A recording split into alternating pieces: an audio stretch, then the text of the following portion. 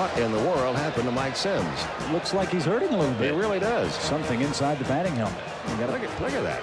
Maybe he got a Q-tip stuck in there or something. He is obviously in a little bit of pain. It was a bug. It looked like it was a pretty good sized it was a varmint, yeah. too. Look at this. It's a live moth. Wow, we've seen it all now. Te encantan los jugadores. Te encanta el juego. ¡Y se fue! Ahora puedes ser el dueño de grandes momentos del béisbol. MLB Auction te permite participar en la subasta de bates, bolas, jerseys autografiados y más, con artículos de tus equipos de grandes ligas favoritos, leyendas y jugadores agregados toda la temporada. Cada artículo es autenticado por MLB para asegurar que lo que llega directamente a tu hogar es original. ¿Quieres una parte del juego? Visita auctions.mlb.com. It's time for the great mascot race. Here's the pitch. And they're off. They're neck and neck. Look at them go, folks. The crowd is going wild. It's the home stretch. It's too close to call. Here's the play at the plate. It's ace. Congratulations. You won the great mascot race. Well, this is a World Series card. Everybody said, you know, what's it going to be to pitch against Sandy Koufax, who's a dominant pitcher. I said, I hope I don't embarrass myself. And I didn't. You know, pitched my first shutout ever. We won 6-0, and my parents were there. My mom was afraid of heights, so she was in the upper deck. She had to come down and trade seats with somebody so that she could actually watch her 20-year-old son pitch a shutout in the World Series.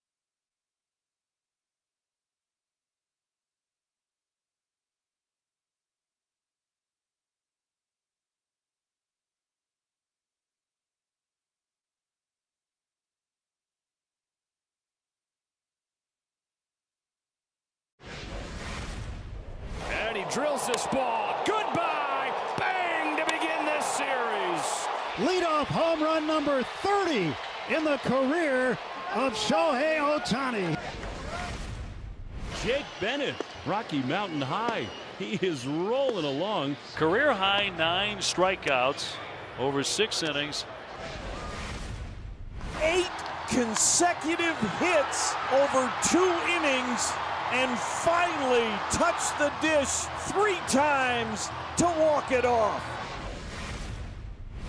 8 shutout innings, 9 strikeouts for Kyle Bradish, and one of the best starts of Kyle Bradish's baseball life. Brandon Woodruff coming back to the mound.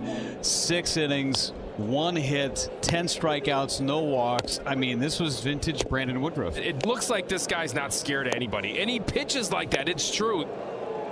Puedes ser el dueño de grandes momentos del béisbol. MLB Auction te permite participar en la subasta de bates, bolas y jerseys autografiados, con artículos de tus equipos de grandes ligas favoritos, leyendas y jugadores. Visita auctions.mlb.com. The MLB app. Yeah, it's got game. This game. These games. All the games. Pre-game, post-game, and everything in between. This is baseball your way, with real-time stats, scores, breaking news, and custom content that hits every time. Because you choose the teams, and pick the players you want to follow. So when they catch it on the field, you catch it on the app.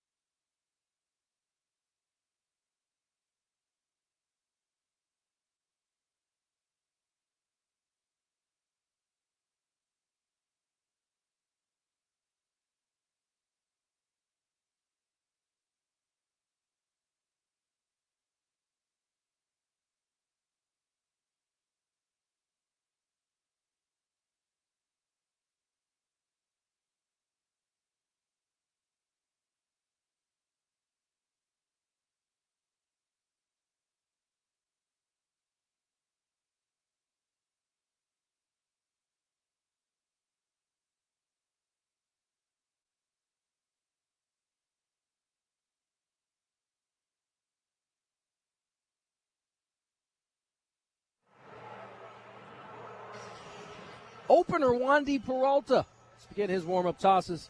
Let's get you to today's Padres starting lineup, brought to you by Palomar Health, recognized as the world's best hospital 8 years in a row, and is stepping up to the plate to provide you with the best care. Visit palomarhealth.org to find a doctor. Padres 40-37, still sitting in second place in the National League West.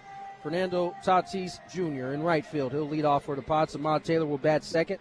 He'll be in left. Jackson Merrill will bat third. He'll patrol center field. Manny Machado will bat cleanup. He'll be at third base. Gavin Sheets at first base. He'll bat fifth. Xander Bogaerts will bat sixth. He'll play shortstop. Will Wagner will play bat seventh. He'll be the designated hitter in tonight's action. Rodolfo Duran back behind the dish for the Pods. He'll bat eighth. And Sung Moon Song will bat ninth.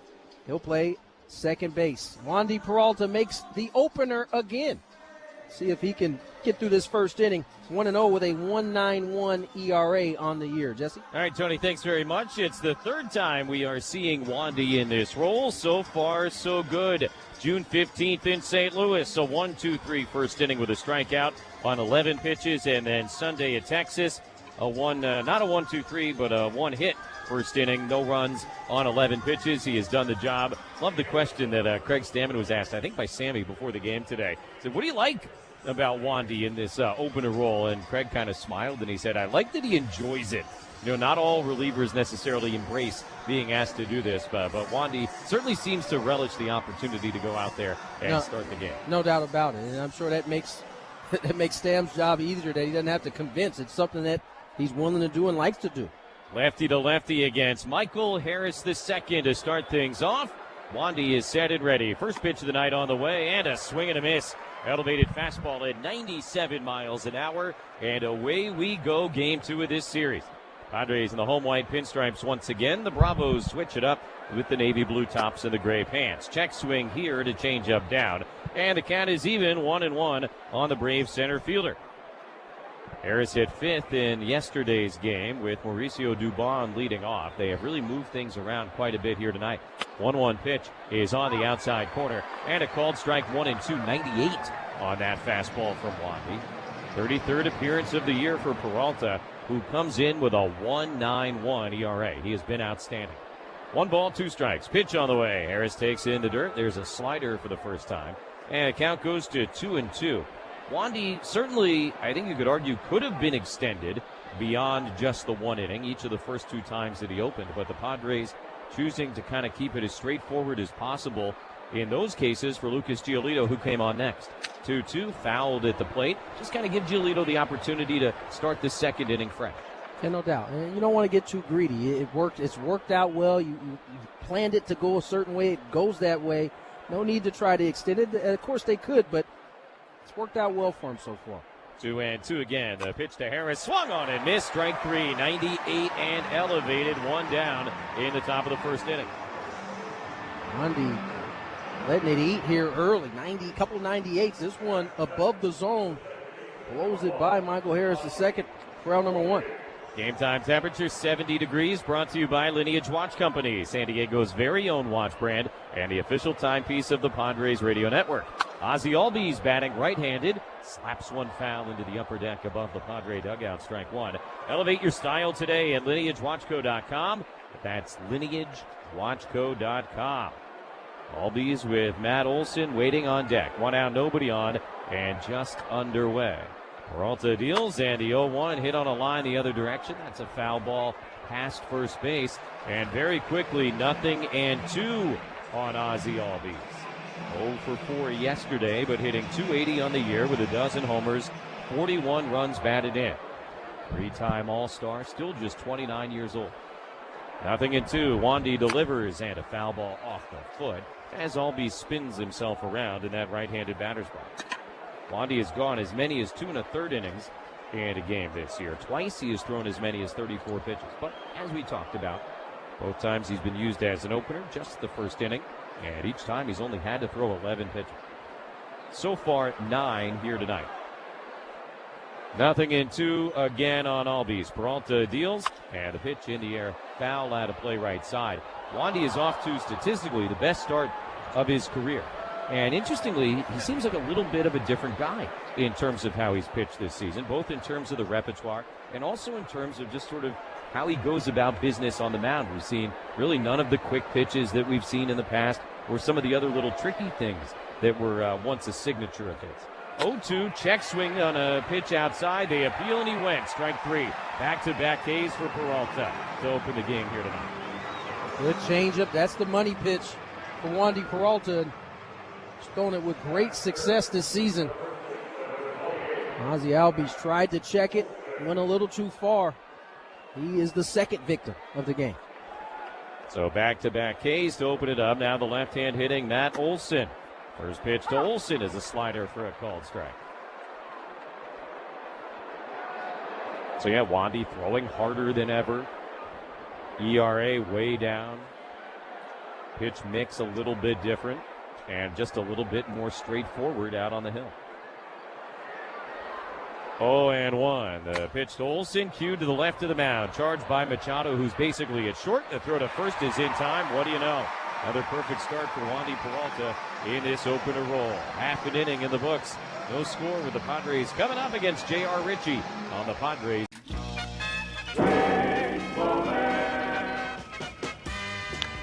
Right back to the mound. Good stab by Mulholland. And throw, what? He ball stuck in his glove. The ball stuck in his glove, and that's why he ran so far to first he couldn't get it out. And then he attempted to lob it with his gloved hand, and the glove went with it. And Brindley caught them both. This is a classic.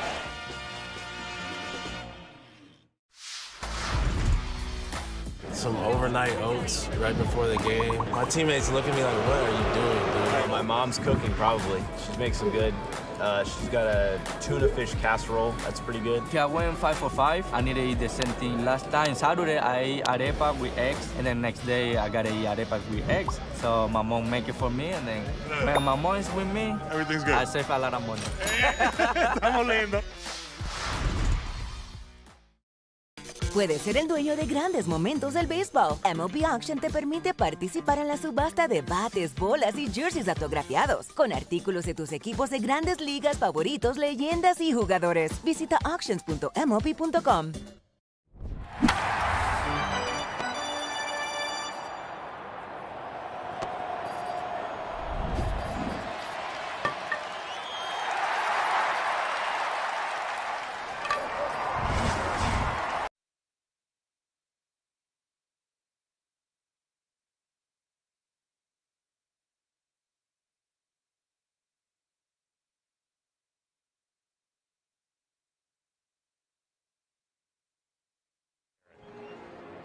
Hey, Padre fans, my pets are my MVPs, and my local Petco is where they go to live their best life with friendly pros, fun weekly events, food favorites, and more.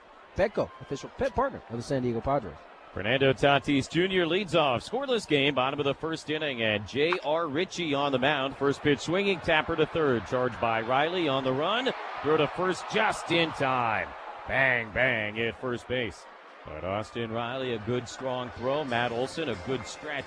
And for the moment, Fernando is out number one, and there will be no challenge. So one pitch and one out for the rookie right-hander here in the bottom of the first inning. He kind of smothers this first pitch down that left field line, and Austin Riley comes in, makes a nice throw. Gets a good stretch for Matt Olson for out number one.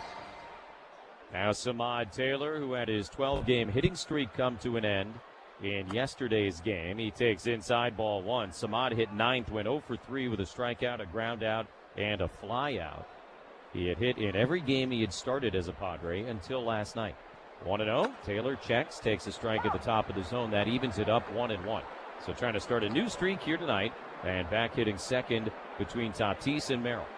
Things you might not have predicted back in March in Peoria. 1-1. The pitch. Taylor shows, but look out. Has to spin out of the way as that slider came up and in. And the count now 2 balls and a strike.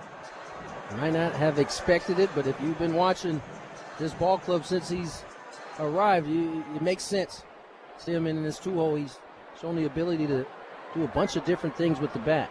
2-1 pitch is high, ball 3. He's shown the ability to play the little game. Showed off some pop. And he's just been pretty dependable since he's been inserted into the lineup. No doubt about it. Worked it here, 3-1 against Ritchie. The pitch on the way is outside ball 4. So Samad works himself a 1-out walk here in the bottom of the first inning. You mentioned it in the open. Walks have been an issue for Ritchie here. This is only his 7th major league start. Padres drew a bunch of walks in yesterday's game. They were unable to cash any of them in terms of runs. We'll see if they're able to kind of course correct that here tonight. Yeah, 7 of them last night, and none of them came around to score. We'll see if the Padres can change their fortune here tonight. Jackson Merrill, the batter, left-hand hitter, swings and misses at a 97-mile-an-hour fastball. That's kind of the upper reaches of the velocity for Ritchie. He averages more around 94, but he can rear back for a little bit extra. 0-1 on Merrill. 0-1. Throw over to check on Taylor. Close, but he's back ahead of the tag from Olson. Samad 4 out of 4 stealing bases. He has been picked off once. Big lead over there. Olson's got those long arms, which certainly factors in. Off and running. Pitch to Merrill. Swung on and missed. The throw from Baldwin. The tag is not in time. So Samad Taylor now 5 for 5 in the stolen base department. And with 1 out in the bottom of the first inning, Padres have themselves a runner in scoring position. Great throw. Better jump from Samad Taylor. About as perfect as you can have a jump there. Timing was right. Able to get the left hand there just ahead of the tag. 0-2 meanwhile on Merrill. Ritchie delivers, and Jackson takes on the outside corner. Strike 3 called.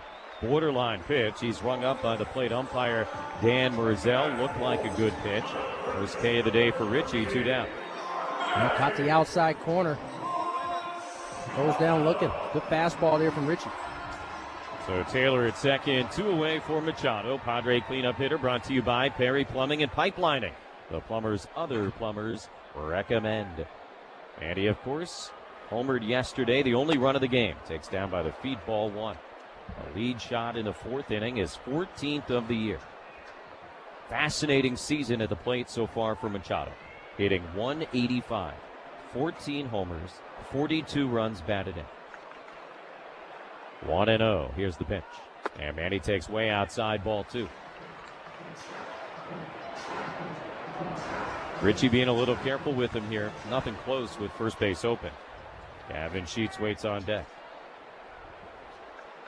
Taylor, huge lead at second. Ritchie stares at him, now comes home. And Manny will take a fastball strike. Last 12, you've seen Manny start to raise the offensive prowess a little bit. 13 for 47, 277 in that span. 7 doubles, 3 homers, 10 RBIs. 2-1 now. And Machado takes a changeup for a strike towards the outside part of the dish. So from 2-0 to 2-2.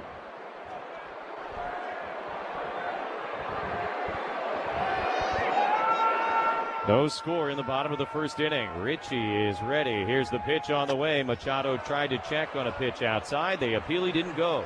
There's a curveball from Ritchie. And coming into this game, at least, that's a pitch he has thrown a ton here early on in his major league career. Pitch he throws most, 25%. 3-2 now to Machado. Ritchie, a long look at Taylor, who runs the pitch, swung on and missed. Strike three, chased 97 up and out of the zone, and back-to-back strikeouts to end the inning for J.R. Ritchie. No runs, no hits. Taylor left at second base. And after one, no score against the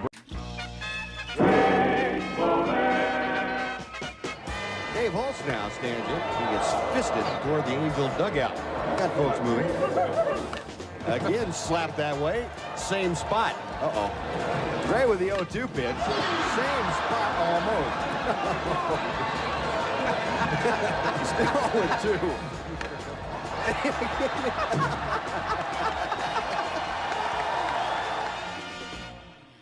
Like build this for them and spend the last year of coming up with this concept and getting it off the ground and getting everybody here. Like, it just feels really good to have everybody coming and experiencing the thing that we've been working so hard on. To be able to like take the experiences of Comic-Con and add that to a card show just is really fulfilling, because as somebody who grew up going to card shows and still goes to the same card show in the same church basement in Trumbull, Connecticut every month, like, it's great. Card shows are amazing, but to be able to add all of this experience is what makes this great.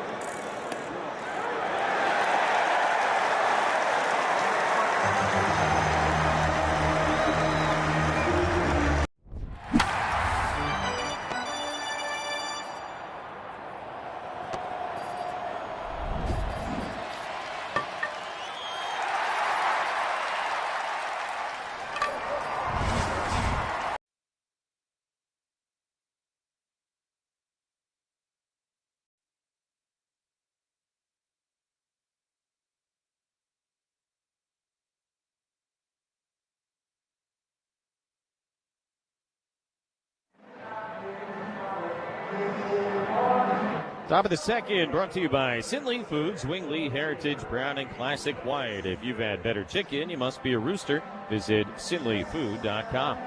No score as Dom Smith gets into the left-handed box to lead off against the new Padre pitcher, Griffin Canning. Wandy Peralta, perfect first as the opener, and Smith fouls one back, strike one. Smith, the cleanup hitter for the Braves here today, the third time he has hit cleanup for his new team. But far more interesting than that is Dominic Smith is starting in left field for the Braves here tonight. DH'd yesterday. Here's the 0-1. Smith hits it slowly on the ground towards first base. It will spit just foul right before it gets to the bag. So 0-2 now as Smith starts a game in the outfield for the first time since 2021. That's a long time ago. Yeah, I mean, I don't know if he has had reps in the minor leagues, but 4 years, 5 years is a long time. To put it another way, for Dominic Smith, between the last time he started a game in the outfield as a big leaguer and now, he has pitched 3 times in the major leagues. There you go. 0-2, and Canning's pitch is taken low. 1 ball, 2 strikes. Made his first ever pitching appearance against the Padres a couple of years ago at Fenway, wearing a Red Sox uniform. We have not seen a position player pitch this year, have we? Good. Yeah. Don't want to see one. 1-2. Smith hits it in the air, foul up the left field line. That little span of time, because that used to be kind of like a fun thing, but it was happening so much in like a 6-7 year span. I will be thankful if I never see a position player pitch again. It became awful. Pitch here is a little low outside. 2 balls, 2 strikes. It was for a long time. It was just kind of a one-off that would happen every once in a while, but it was a weekly basis we were seeing it. It felt like 2-2, and Smith takes in the dirt. Ball 3. They put the rule in a couple of years ago. You had to either be down 8 or up 10, whatever it was. I don't even remember because we never play games like that. Right. Padres only play games like what we had last night. And it's fun. Stressful, but fun. 3-2. And Smith rips it on a line into right field. A base hit. So lead single here in the top of the second inning. And a nice AB turned in by the veteran outfielder Dominic Smith. Man aboard, Dubon coming up. And we'll pause 10 seconds for station identification on the Padres Radio Network.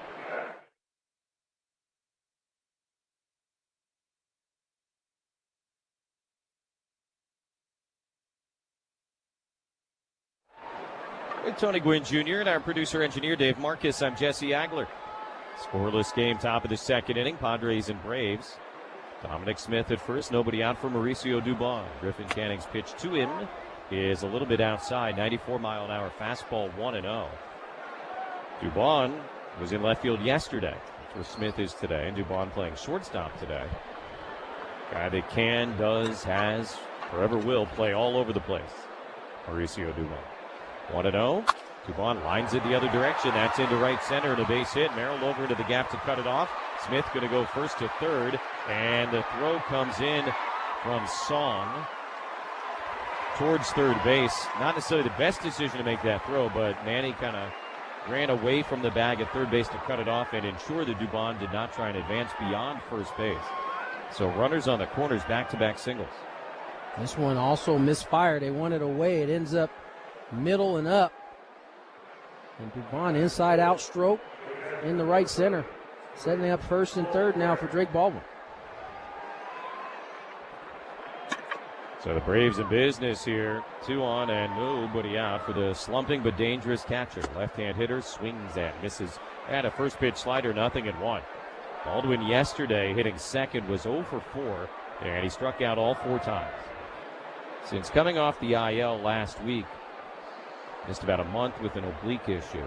2 for 26, 15 strikeouts. Go to first, and Dubon back standing. Really working through some timing because he got out the gate like gangbusters to start the year, and the injury obviously has taken its toll, had the oblique, and now trying to work his way back. 0-1. Canning delivers and missing down with the slider. 1-1. They seem to be seeing his stuff pretty well here early on. A lot of left-handed hitters in the lineup for the Braves today. That is probably not coincidental. So far this season, left-handed bats have been a real problem for Griffin Canning. 1-1 pitch came down and in, and it hit him on the foot. Bases are going to be loaded here with nobody out. Austin Riley coming up. But yeah, on the season, left-handed hitters against Griffin Canning, a .299 average. Right-handed hitters, .203. In terms of home runs, Canning has allowed 8 this season. All 8 have come by left-handed hitters. This is as rough of a start as you can have to come into a ball game. Ruben Niebla will come on out. It's gone single, hit by pitch. They're working now with Austin Riley with the bases loaded. Visit to the mound brought to you by the Window Depot. If it's time to upgrade your home, start with low everyday prices on in-stock windows, doors, cabinets, countertops, and flooring. See them in National City or online at thewindowdepot.com. The Window Depot, more than a window store. So Peralta worked the 1-2-3 first as the opener. Canning came out of the bullpen here to start the second. Smith singled, Dubon singled, and now Baldwin hit by a pitch. And again, it's a guy who's struggling big time. So a total gift to Baldwin. And now Austin Riley, 3 out of 4 yesterday. His third 3-hit game in his last 5 games will be the batter. This guy who certainly got out the gates kind of opposite of what Drake Baldwin. Slow. 3 hits last night. Jesse mentioned the multiple 3-hit games he's had here in recent weeks. Want to keep him cool for this series at least. All of a sudden, 8 for his last 19. First pitch, Riley swings, sends it in the air, foul up the right field side, 0-1. See if Griffin can get back into commanding. And the 2 hits were misplaced fastballs in the middle of the plate, and obviously he hit Drake Baldwin. See if he can kind of get his command under control here. Riley only a career 183 hitter with the bases loaded. 0-1, Canning deals, swing and a miss. Good slider, and ahead of him now, 0-2.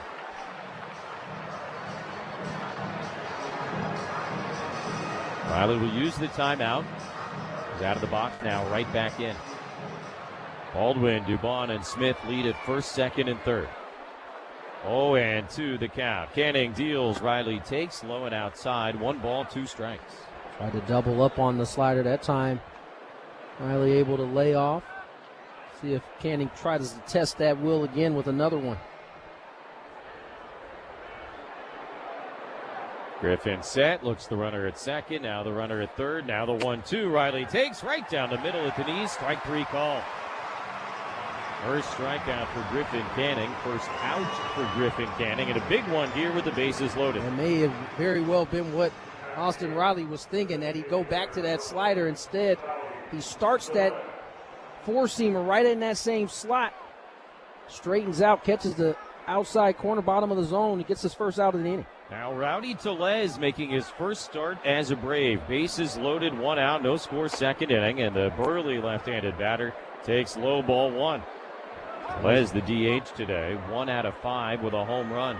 He's got a in little his first killer few in him. appearances as a Brave. He's got a little Padre killer in him. Yes, he does. Doesn't matter the uniform he's wearing either. 23 games against the Padres in his career. 1-0 pitch is a fastball strike. Hitting .333, 6 homers, 5 doubles in those 23 games for the big man from Elk Grove. It's been a lot of uniforms, as you pointed out. Is the 1-1. Tellez lifts up the hands and takes a changeup low. 2 balls and a strike. Whether a Blue Jay, a Brewer, a Pirate, or a Mariner, he's been a problem. I think one of those years he put on one uniform, got traded, put on another one, came back here and continued to assault the Padres. That is correct. Here's the 2-1 pitch, and Tellez, big swing, fouls it back, 2-2. Began the year at AAA. Came up a couple weeks ago and hit his first home run as a Brave in the 9th inning in the loss to the Brewers on Sunday. And now in the lineup for the first time in the Atlanta uniform here tonight. Timeout called. No score, top of the second inning. Bases loaded, 1 out. 2-2 on Rowdy Tellez. 6'3", 273. Canning ready, the pitch on the way. Tellez lines it up the middle into center, a base hit. Smith has scored. Dubon is on his way. Merrill's throw goes to third base.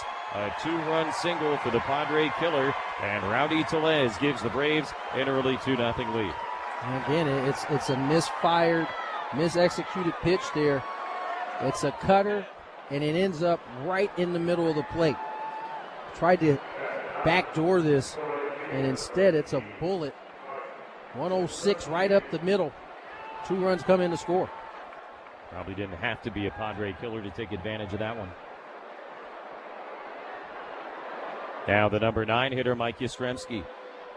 First and second, 1 out. Pitch to him is a fastball strike, top of the zone, 0-1. Yaz 1 out of 4 with a single yesterday. Also struck out against Mason Miller to end the game.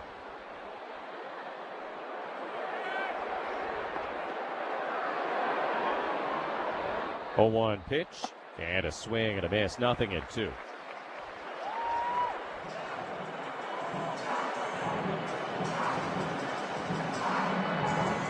Tellez at first, Baldwin at second, 1 out. 2-0 Braves in the top of the second inning. Here's the 0-2, and it's high. 1 ball and 2 strikes to the 35-year-old from Massachusetts. Played collegiately at Vanderbilt for the great Tim Corbin. The nickname Yastrzemski, Krusty. Fitting. 1-2, and a foul ball at the plate. I think Yaz wore it a little bit. He said, yeah, this is kind of where I grew up. That's how we were. Get a lot of guys playing at Vanderbilt, from the South. And a little bit of a different deal when the kid from Boston comes down. Yeah, a little different flavor. He owned it. Now back in the South as a member of the Braves. Signed with these guys back in December. 25 pitches for Canning here in the second inning. And still only the 1 out. Ball and 2 strikes. Here's the pitch, and Yastrzemski takes way high and outside. 2-2. That was a sweeper that did not sweep. Right now, you can see Griffin kind of fighting himself Man kind of in and out right now. 2-2. And Yastrzemski sends it in the air, foul up the left field line. That'll be well into the seats, out of play. You know, we can have all the conversations we want about openers and bulk guys and everything like that, but I think the kind of thing we're seeing right now, it's got nothing to do with any of that. No. This is a purely execution deal here. It's happening pretty early in this ball game for Griffin. 2-2, and Yastrzemski hits it on the ground, foul right side. And obviously the idea when you use an opener in front of a guy, you're trying to eliminate some of those first inning issues. But if he's going to come out and have his first inning issues in the second inning, then none of it matters. Yeah, I mean, listen, it works because, you know, if it's whether it's mental or physical, it has worked at times. But ultimately, if your opener comes in, does his job, and you still get the same result afterwards, may not have anything to do with an opener. 2-2 is launched in the air deep down the right field line, but foul. That'll find the second deck. The slider right in the inside corner, and Yastrzemski clears Griffin out. Do it again, 2-2. Padres recently have been navigating the rotation using a couple of guys after openers. Giolito, the other, he went to the IL today. 2-2 again, and Yastrzemski again fouls it back. This will be at minimum now a 10-pitch AB. So, yeah, Giolito to the IL today with what they're calling elbow inflammation. They don't think it'll be too long. And in his place, they have recalled J.P. Sears from AAA. Sears is going to start the game tomorrow. 2 on and 1 out. 2-0 Braves in the second, and this pitch misses outside. Ball 3 to Yastrzemski. That will push Randy Vasquez back. Tomorrow was originally Randy's day to go, which means that the Padres will be set up with Vasquez, Buehler, and King over the weekend against the Dodgers. 3-2 now. 11th pitch of the at-bat, and a swing and a miss. Strike 3. Maybe the best slider he's thrown the entire inning. Second K for Canning. Really had to earn it, and 2 away. This one ends up in the middle of the plate, but the change in speed ends up working Griffin's favor there as he gets Yastrzemski to swing over the top. Top of the order now for Harris. 2 on, 2 out, 2-0 Braves. And Harris will take a fastball top of the zone outside corner, 0-1. Tellez at first, Baldwin at second. Canning just had to use up 11 pitches to strike out Yastrzemski. Up over 30 pitches in his first inning as Harris hits one foul on the ground at home plate, strike 2.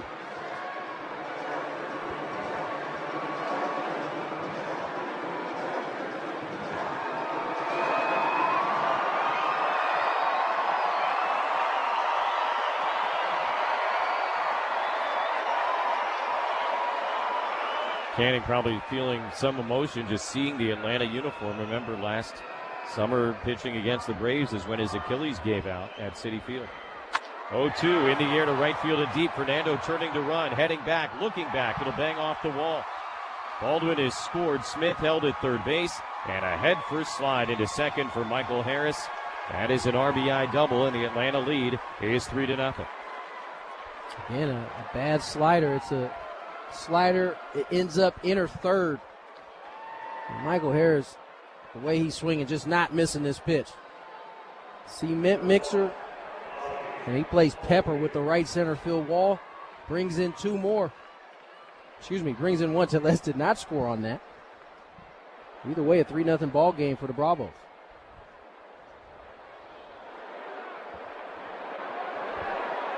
Right now, Griffin Canning not fooling any of these Brave hitters. Second and third, 2 outs for Albies. Now batting left-handed. He takes way high outside, ball 1. Struck out, batting right-handed against Peralta in the first. So yeah, Harris at second, Tellez at third, 2 away. A 3-run second inning. 1-0, Albies checks and takes high. 2 balls, no strikes. And Kyle Hart has started to throw in the Padre bullpen. 37 pitches now for Griffin Canning.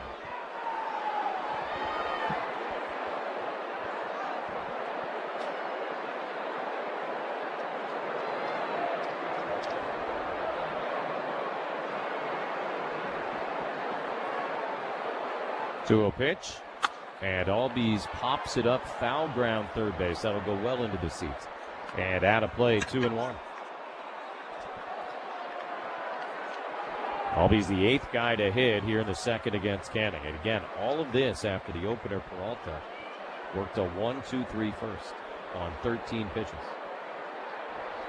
As the 2-1, it's in the dirt. 3 balls and a strike to Albies. Matt Olson would be next.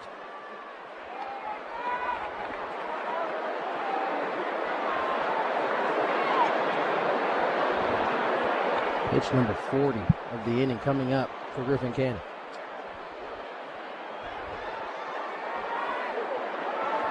Here it is on 3-1.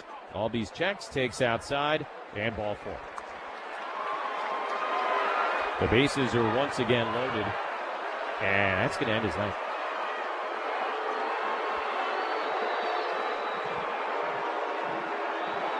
Craig Stammen is heading out there, and a tough go for Griffin Canning. He will face 8 batters. He will get 2 outs. As Tony told you, he threw 40 pitches. He has allowed 3 runs on 4 hits, but he is responsible for all 3 runners. And Kyle Hart will be called upon to face Matt Olson. Another pitching change. It's only the second inning. And the Braves lead at 3-0 on the Padres Radio Network. Hey, it's Gravy.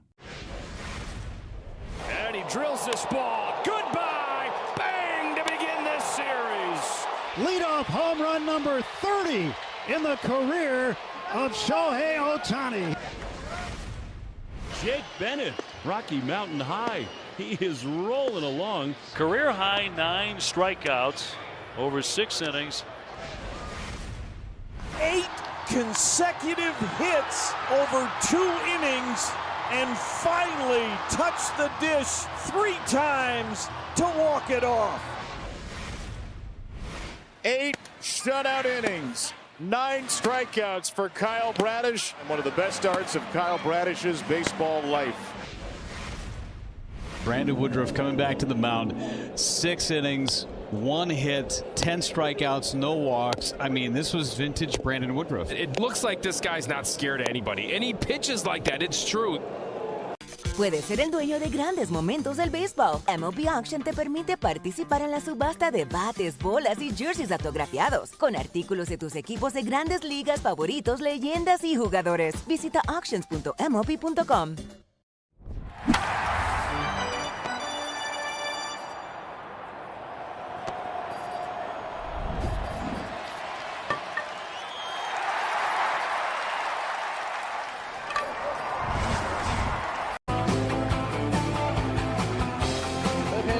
Kyle Hart into the ball game for the Padres. Try to finish this second inning. 17th appearance, 0-1 with a 4.09 ERA. Pitching change brought to you by Sid's Carpet Barn. For over 70 years, Sid's Carpet Barn has stood alone as San Diego's flooring leader. From premium high-end choices to top-quality budget-friendly options, Sid's has you covered. Visit any Sid's or sidscarpet.com. So Hart will try and leave them loaded here in the top of the second inning. Albies at first, Harris at second, Tellez at third. 3-0 Atlanta with 2 outs. First pitch on the way, and Olson will take a fastball strike at 94 miles an hour right on the outside corner, 0-1. Olson, one of the most dangerous hitters in the National League. 20 homers, 51 runs batted in. The 0-1 pitch is inside, nearly hit him. 1-1 from Hart. So Griffin Canning, who was intended to be the bulk guy today, did not get as many outs as the opener got. Tough sledding. But obviously a huge moment right here for Kyle Hart. 1-1, Olson takes inside ball 2. If Hart can get Olson, for as badly as things have gone here, the Padres would be down 3-0. But if Matt Olson comes up with a big knock here, the complexion of this game would change dramatically. Runners lead at all 3 bases. 2-1. Here's the pitch on the way. Olson takes low and outside, ball 3. Albies at first walked. Harris at second had the RBI double. Tellez at third had a 2-run single. And Dom Smith, who singled to begin the inning, is waiting on deck. 3-1 to Olsen, who has never faced Hart. Kyle ready. Here's the pitch. Olsen takes, and at the knees, a fastball strike. That'll fill the count 3-2. Good fastball, bottom of the zone. Now has a chance. 3-2. The carousel will be on.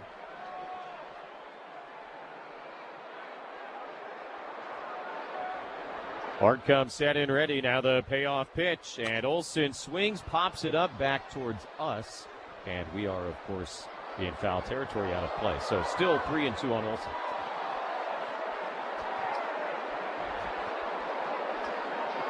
Runners return to where they were.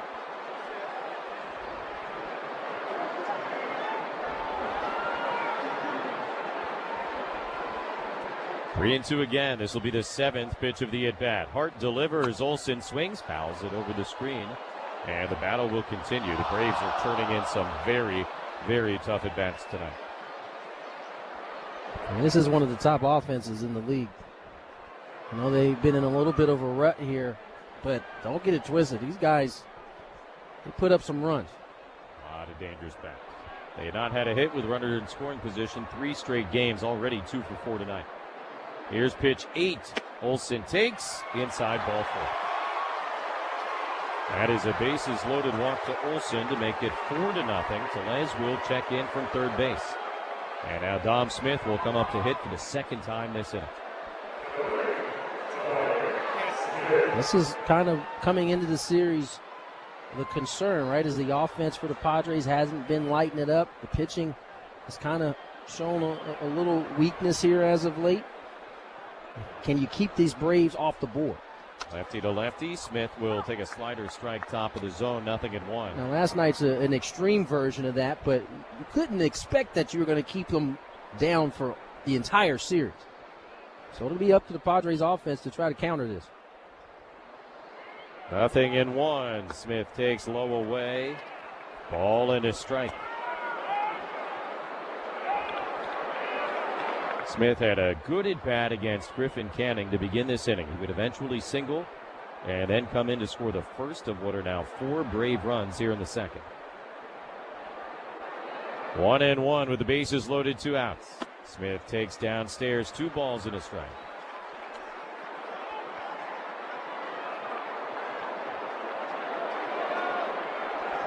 Griffin Canning threw 40 pitches. He only got 2 outs. The inning is still going. The bases are still loaded. 2-1. Hart deals. Smith takes high and outside. 3 balls and a strike. The 10th guy to bat in the inning for the Braves. The bases are loaded, and Hart, having just walked Olsen with the bases loaded, has gone 3-1 on Smith.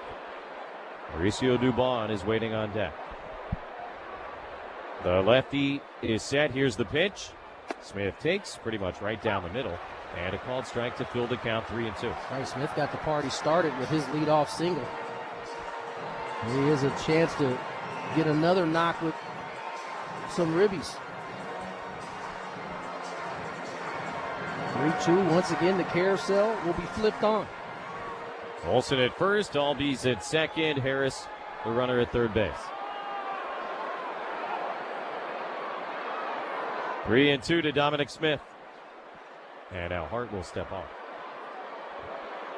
Kyle generally a very deliberate worker. Obviously a fairly large pitch in this game, even though it's early. Now set to go on 3-2. Payoff pitch on the way. Smith swings, rolls over, grounds it to first base. Collected by Sheets. He'll take it to the bag, and finally, the top of the second inning will come to a close.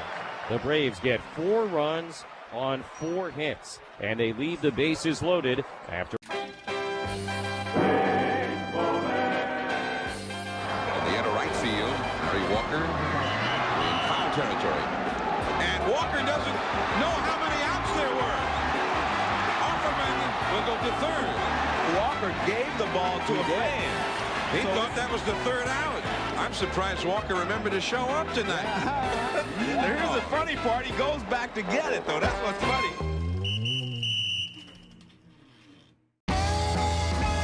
Gosh, we've gone to Sea Dogs games since we were kids. I've been coming to see the Sea Dogs for the last 30 years. Great experience. Everybody here is just bends over backwards to help people out and wish the world was like it is right here at the ballpark. We've always wanted to be more than just a baseball team. We want to be strong, active, contributing members of the community. And I think that effort is seen by the people and the fans, and they want to support that effort.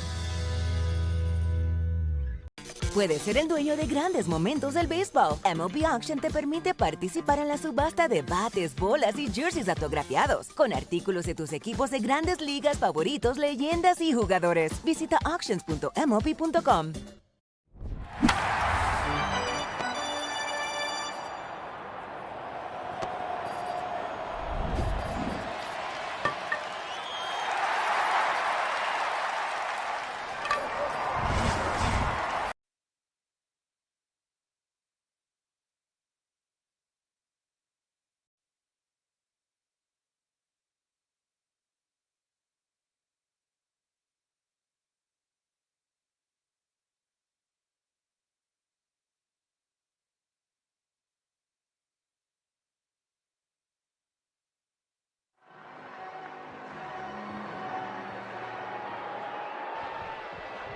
Bottom of the second inning, Gavin Sheets will lead off for the Padres against J.R. Ritchie. 4-0 Braves.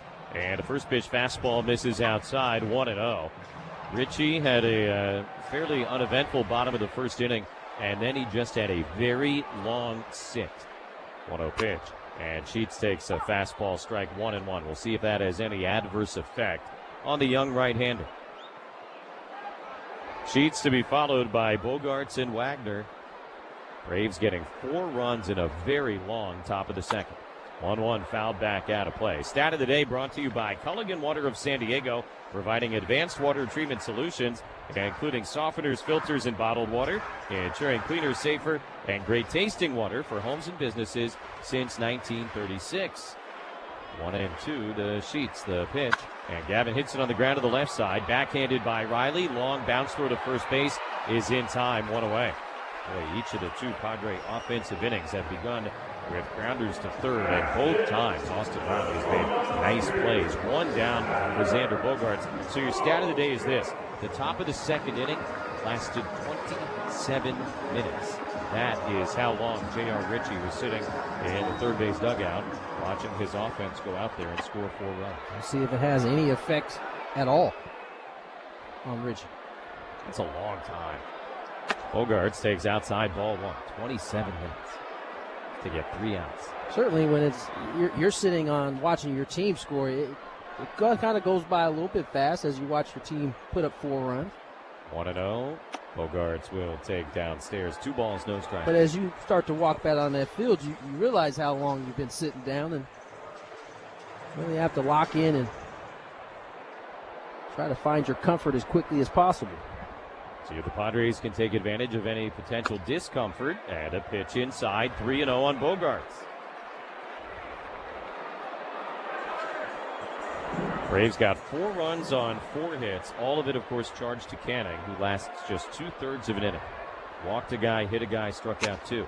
And way outside is Xander, ball 4. So a 4-pitch walk here with 1 out in the second. Already 2 walks issued by Ritchie. And so I guess we have to have that same conversation we had last inning.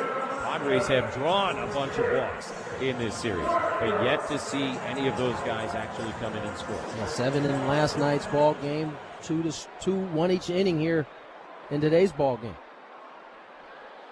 First pitch to Will Wagner, left-hand hitting DH is low, ball 1. And first you had Samad Taylor walk with 1 out, and then that was followed by 2 punches. 1-0, Wagner takes, and that's outside. 2 balls and no strikes, and now Ritchie going to get a visit from his catcher, Drake Baldwin. A 4-pitch walk to Bogaerts, and now 2-0 on Will Wagner. Dubon going to come in from shortstop and join the conversation as well. Ritchie was their first-round pick in 2022 out of high school Bainbridge Island in Seattle. Has made 8 starts at AAA this year. This is his 7th in the major leagues. Been up and down a couple of times. Last year, he pitched at 3 levels for the Braves. High A, Double A, and Triple A. There's some really, really good numbers. So quite an ascent. Chat is over now. 2-0 on Wagner. Here's the pitch. And Will takes right down the middle. A fastball strike, 2-1.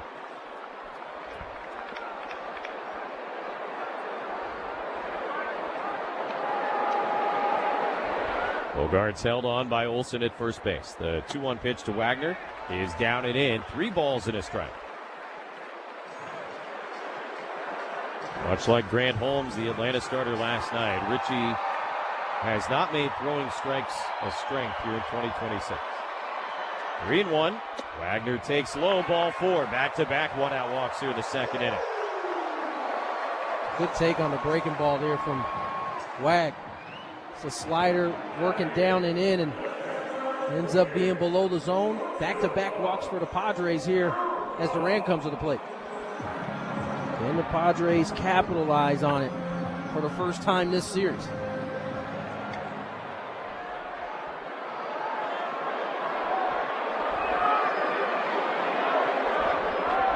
Rodolfo Duran, the batter, right-hand hitter, will take a slider strike, 0-1.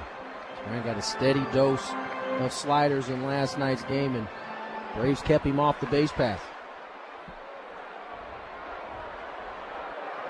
Next pitch coming, and a fastball a little bit too far in, 1-1. Freddie Fermin was, by the way, activated off the concussion IL by the Padres today, so Blake Hunt optioned to AAA El Paso.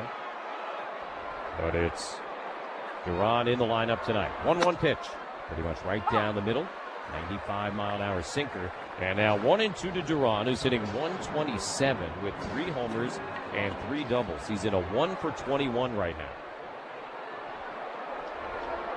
Wagner and Bogarts take their leads. Here's the pitch. It is outside. 2 balls, 2 strikes. Tried to surprise Duran there with that heater. Couldn't quite run it back to the outside corner. See if he goes to that slider here. 2-2. A look at Xander now, the pitch. And Duran reaches for it, grounds it through the left side. And a base hit. Bogarts being waved. Smith's throw will kind of trickle in towards Riley. An RBI single for Duran. And the Pods are on the board here in the second inning. It's 4-1. It wasn't the slider, though. It was the curveball. And he didn't quite get it down enough, and that allowed Duran to kind of reach out, hit this ball hard enough through the 5-5 hole. Padres get 1 back as Bogart scores. That was the Padres' first hit of the game, brought to you by Bob's Crane Service. 40 years lifting San Diego. Better known, family run, San Diego proud. 2 on, 1 out for Sung Moon Song. First pitch high and outside, ball 1. From ADUs to steal, they lift it off. Bob's Crane Service, ready when it's heavy. So the Padres have cashed in 1 of the walks now. Duran at first, Wagner at second, 1 away. 1-0, the pitch. Song, big swing and a miss. Spun himself around on a changeup. That is even at a ball and a strike. Song getting the nod at second base here tonight, starting for the second time in the last 3 games. 1-1 pitch from Ritchie is on the inside corner. And a called strike, 1-2. So far tonight, the home plate umpire, Dan Merzel, is right on. On point. A couple really good changeups from Ritchie here to move ahead 1-2. Runners lead at first and second. Now the pitch on the way. Song takes outside, 2 balls, 2 strikes. Merzel had a tough moment here at Petco earlier this year. You might remember that game against the Cubs with Mason Miller on the mound. The little trickler up the third baseline he called fair. It was not. 2-2 on the ground to the left side. That one will find its way into left field. Wagner rounding third. And again, Smith, not used to playing the outfield, doesn't have the arm to play the outfield, will not make a throw home. Back-to-back RBI singles by the 8 and 9 hitters, and it's a 4-2 game. How about a little excuse me swing from Song? He also finds the 5.5 hole. It's another changeup, and Song just kind of a 3/4 swing, shoots the hole. And I think the Padres have certainly identified that Dominic Smith does not have the arm in left, and they're going to push the envelope, I would bet, all game long. Jeremy Hefner, the pitching coach for the Braves, now out there. Visit to the mound brought to you by the Window Depot. For low prices every day on windows, doors, cabinets, countertops, and flooring. With everything in stock, head to the Window Depot in National City or visit thewindowdepot.com. The Window Depot, more than a window store. I mean, it's worked out beautifully that both run-scoring hits have gone that direction. And, I mean, Smith can't even hide it right now. Unable to make those throws. So top of the order, Tatis. I don't think he was going to be able to hide it either way. First and second for Fernando. He'll lift up the hands and take inside, ball one. How about the bottom of the lineup? Putting together a little attack here. Turns it over to the top. Song at first, Duran at second, and Tatis takes low 2-0. Padres being really, really patient. Remember the back-to-back walks by Bogarts and Wagner, and then the Duran RBI single. Padres went 13 straight pitches without swinging prior to that base hit. 2-0, outside ball 3. And again, offering no chase whatsoever against young J.R. Ritchie.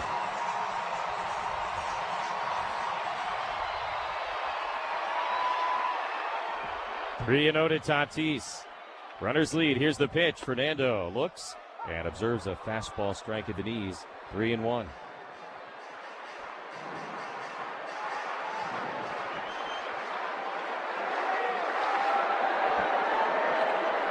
Now the 3-1 offering, and Fernando lines it up the right field side. That is a fair ball. Going to bounce and roll to the corner. Duran has scored. Song is going to be held at third. RBI double Fernando Tatis Jr. And a one-run game in the second.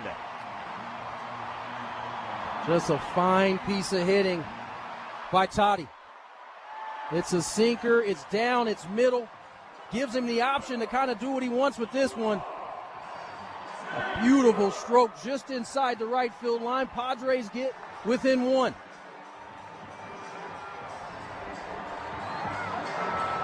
Say what you want about Toddy and the power. He has been as consistent as any hitter here in recent weeks, months.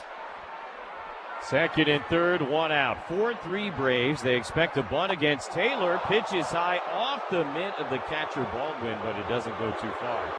And ball one. They're booing. It was a curveball.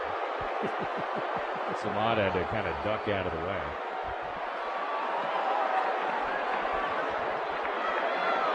Olsen and Riley both came charging in, but he did not show bunt. Next pitch, swing and a ground ball up the middle. Diving stop, Dubon to his left. The throw to first base gets through Olsen. Song has scored to tie it. Fernando's on his way. Olsen's throwing the tag. He's safe. Padres have not only tied it, they have gone ahead on a ground ball to shortstop. They have come all the way back in the second inning, and a wild second here at Petco has seen the Padres go ahead 5-4. Samad Taylor right in the thick of the action once again. A fabulous play by Mauricio Dubon up the middle. This ball should have been a knock up the middle. Instead, he makes a play on it. The throw is a short hop. Olsen can't handle it. Toddy with the heads-up base run, and he stinks his foot in to slide ahead, and the Padres up 5-4 here in the second. Taylor at second, one down for Merrill. Jackson swings at the first pitch and pops it up. Center of the diamond, it'll be the second baseman, Albies, making the catch on the grass cutout to the right of the mound. But the Padres have scored 5 runs here in the second inning. They've got Taylor in scoring position, Machado coming up. And this inning has been something to smile about. Brought to you by Smile Spirits. Premium vodka cocktails, refreshing flavor, not a seltzer. No fake aftertaste. It's a real cocktail. Smile Spirits, a vacation in a can. Available at Ralph's, Total Wine, Chris Markets, and Baja Rex. Pitch to Machado is a curveball that drops in for a strike. 0-1.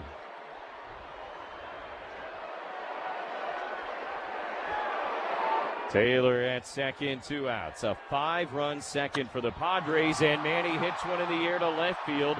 Straight away but playable. Dominic Smith towards the line will make the catch. All 9 Padres come to bat in the second inning. They score 5 times and take the lead On to the third. Already a crazy night downtown.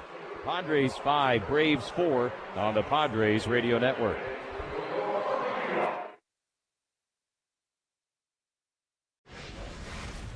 This ball set into left center. Jake Myers. What a catch.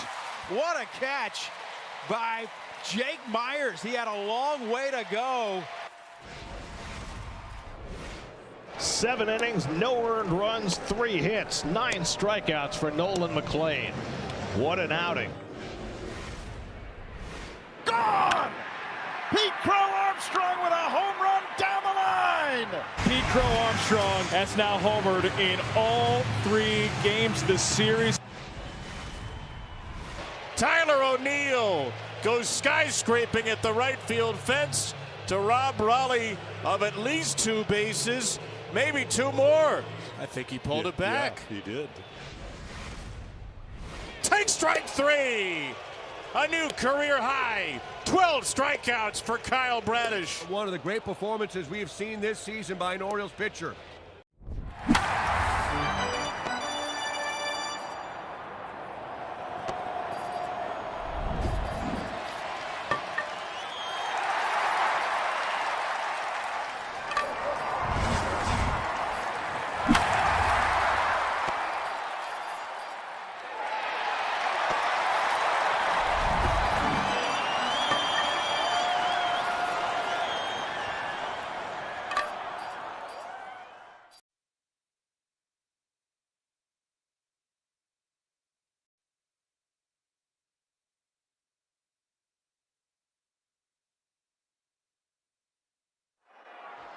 Every game this season, Jesse and I will be answering questions from our listeners. And if you have a question for us, go to 973thefansd.com/question to send one in, and we may answer it on the air. Again, that's 973thefansd.com/question. Mauricio Dubon leads off. Top of the 3rd inning. Kyle Hart is out there for the Padres' 3rd different Padre pitcher already tonight. And ball 1 to Dubon. 5-4 Padres. Pitch fouled back into the net. 1-1. A frenetic 2nd inning. Braves got 4 runs, all charged to Griffin Canning, who only got 2 outs before Hart had to come in and relieve him. And then the Padres answered in a 2nd inning, in which they got 5 against J.R. Ritchie. 4 earned. 1-1 hit hard and just foul at third base. 1-2. The big hits, there were a couple. RBI single Duran, RBI single Song. The 8 and 9 hitters cashing in the walks that had already taken place to Bogarts and Wagner. And Tatis, an RBI double, and then Samad Taylor, a hit in which Dubon threw the ball away to get another run home. 1-2, reach for, poked in the air behind first base. Gavin Sheets crossing into foul territory will reach up, make the catch, and one away here in the 3rd inning. So the Padre bats really doing a great job passing the baton in that bottom of the 2nd inning. Yeah, they had to have it, and they were able to get it done. I don't think we expected it in 1 inning, but they get all that they gave up in the top half back in the bottom half, and little shades of Texas the other day. Yeah, but the other way. Right. Flip it around. Much more enjoyable this direction. Here's Baldwin, lefty to lefty, takes a strike. Padres jumped all over Jacob deGrom the other night. And then the Rangers came back and hopped on Randy Vasquez. You remember what that felt like from the Padre perspective. That's what the Braves are feeling right now. Here's the 0-1. Baldwin takes a little low. Ooh, called a strike. Nothing in 2 now on the Atlanta catcher. I'll be honest, when Bogarts threw the walk with 1 out in the bottom of the 2nd inning, my initial thought was, all right, you got to chip away a little bit here. I think that was everybody's thought. Next thing you know, you're ahead. 0-2, the pitch from Hart. Baldwin just gets a piece, knocks it foul behind home plate. Still 0-2. But, I mean, it fits what we've started to see from this Padre offense a little bit. They've been able to kind of stack hits together and put some runs on the board. 0-2 again to Baldwin. 1 out, nobody on, top of the 3rd inning. And that pitch is on the outside corner. Strike 3 called. So Baldwin, who struck out 4 times last night, does so again here, 2 away in the top of the 3rd inning. And it's also, and no disrespect intended to J.R. Ritchie, but with his command issues and what we've seen from him early on here in his major league career, and he could go on to have a great career. But what we've seen so far, the kind of guy you should take advantage of to some extent, and we saw that in the last inning. Here's Riley with 2 outs, nobody on. He takes a sharp breaking ball for a strike. I think to add to that, I think good offenses in this league, when a pitcher is not commanding the baseball and they're throwing it in the zone, good offenses take advantage. Saw the Braves do it in the top half. 0-1, swing and a miss. Griffin was not able to really locate the ball, made some mistakes in the middle, and the Braves were on all of it. And then we saw it on the flip side, and that's what we haven't seen consistently from the Padres is when they do get a pitcher who's struggling to command the baseball, whether it be in the zone or outside the zone, the Padres haven't been taking advantage. They've done that here tonight so far. 0-2 to Austin Riley. Kyle Hart will kick and deliver, and a swing and a miss, strike 3. Tried to hold up on a splitter, he could not, and Kyle Hart answers with a 1-2-3 third, including a couple of Ks.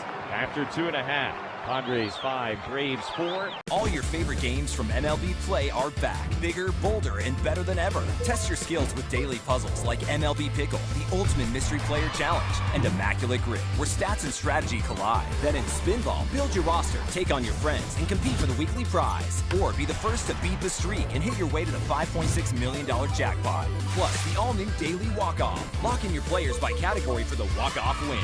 The game's official home for games is MLB Play. Only on the MLB app and MLB.com. In the inner right field, Harry Walker in foul territory. And Walker doesn't know how many outs there were. Offerman will go to third. Walker gave the ball to a fan. He thought that was the third out. I'm surprised Walker remembered to show up tonight. Here's the funny part. He goes back to get it, though. That's what's funny. Puedes ser el dueño de grandes momentos del béisbol. MLB Auction te permite participar en la subasta de bates, bolas y jerseys autografiados, con artículos de tus equipos de grandes ligas favoritos, leyendas y jugadores. Visita auctions.mlb.com.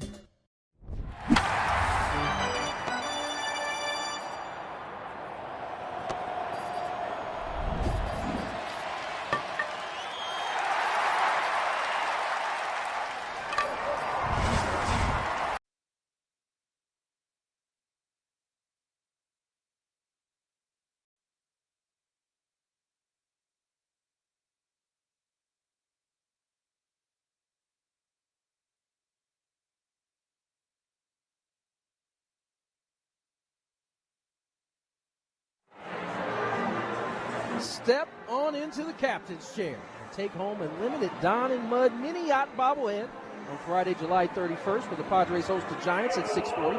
Be sure to get this theme game package. Again, theme game package, as it's perfect for your collection, but also makes a great gift. Purchase a theme game package at Padres.com/themegames. Gavin Sheets leads off. Bottom of the third inning against J.R. Ritchie. Padres ahead of the Braves 5-4. And a first pitch slider wraps around and misses the plate outside. Ball 1. A wild second inning. Braves got 4 runs in their half. Padres answered with 5. 1-0 to Sheets is a strike at the top of the zone. 1-1. The whole thing took about 42 minutes. 27 minutes for the top of the second, and then 15 more minutes for the bottom of the second. It took 87 pitches total. Ball inside, 2-1. The Braves saw 54 pitches in their half of the second inning. And then the Padres saw 33 pitches in the bottom of the second. Here's the 2-1. And Sheets hits it in the air deep to right center field. Harris is racing into the gap. He is there and right at the edge of the warning track. He will reach up to make the catch. 1 away in the bottom of the third inning. That is the second highest pitch total of any inning this year in all of Major League Baseball. The Astros and the Royals a couple of weeks ago played an inning in Kansas City that had a couple of more pitches than that. I mean, that's the kind of craziness that we just witnessed here in the second inning. So both teams taking advantage of starters that, or I should say a pitcher that wasn't necessarily in command of the baseball. Now Bogart's 1 out, nobody on, and he'll take a strike. What's nice, though, from the Padre perspective, certainly, is that you saw a guy yesterday, Grant Holmes, who was not in command of the baseball. He was walking guys, and they didn't take advantage of it. Right. Different story here. Swing and a miss, strike It's two. really been the story of the Padre offense in 2026.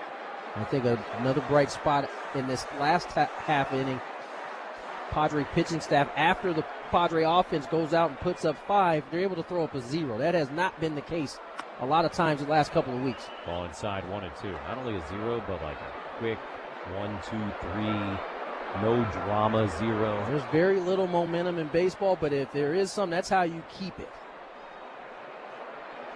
1-2. And Bogarts tried to check on a pitch outside. They appeal, but he went. And strike 3 as Richie collects his 3rd K of the evening. 2 down in the bottom of the 3rd. Will Wagner coming up. I don't think Bogey did himself any favor. He checked swinging, like snatched the bat as if he went too far. And they offered down to Bellino at first base, and he rung him up. Kind of told on himself a little bit. Wagner, the left-hand hitter, will take a bit inside and challenged by the catcher Baldwin. I'll tell you what, Jess. Dan Brazil has been. I don't know that he's missed a pitch.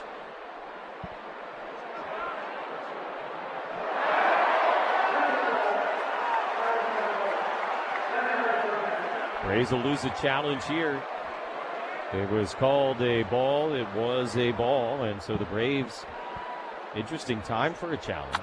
Wagner pops it up, foul ground 3rd base. Riley racing over to the sidewall, reaching into the camera well, could not quite reach it. And now 1-1. I mean, 2 outs, nobody on in the 3rd inning. That's a close pitch, certainly, but first pitch of an at-bat. And young Drake Baldwin choosing to use an ABS challenge there. Here's a 1-1. Wagner swings and misses, strike 2. I mean, that's how good Dan Brazil's been. I mean, there's been a ton of like really close ones that I'm sure Drake Baldwin has been questioning in his head all night.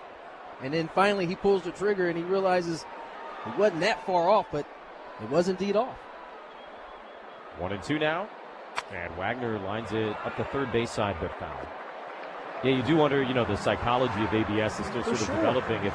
If he was kind of itchy, because all night, he's kind of wondering, oh boy, should I have that last inning, the big inning with the walks? Was there a pitch I could have challenged? 100%. Yeah. 1-2 down and in. 2 balls, 2 strikes to Wagner. We've kind of seen it on the opposite end with the Padres offense. Guys just kind of pitches that certainly, we get the view from up here, so we get to see it. And you can almost see it, them wanting to, but not quite being 100% comfortable to challenge, especially early. 2-2 to Wagner now, trying to check on a pitch up. They appeal, and he went. Strike 3. So Wagner will go down, and back-to-back Ks down to 1-2-3 3rd inning for J.R. Ritchie. Both pitchers have quick thirds. Head to the 4th at Petco Park. Padres 5, Braves 4 on the Padres Radio Network. Chris Sale's 10th start of the season was a beauty. He goes 7 innings, giving up just 1 run, and he is in line for his first win against the Marlins.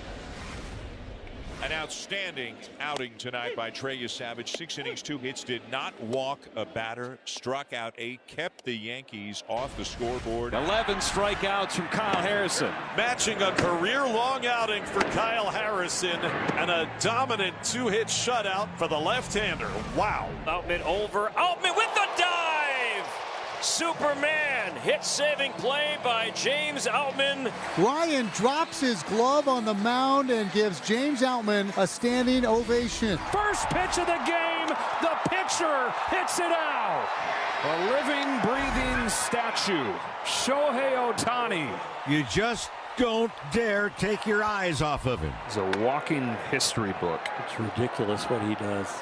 Puedes ser el dueño de grandes momentos del béisbol. MLB Auction te permite participar en la subasta de bates, bolas y jerseys autografiados, con artículos de tus equipos de grandes ligas favoritos, leyendas y jugadores. Visita auctions.mlb.com.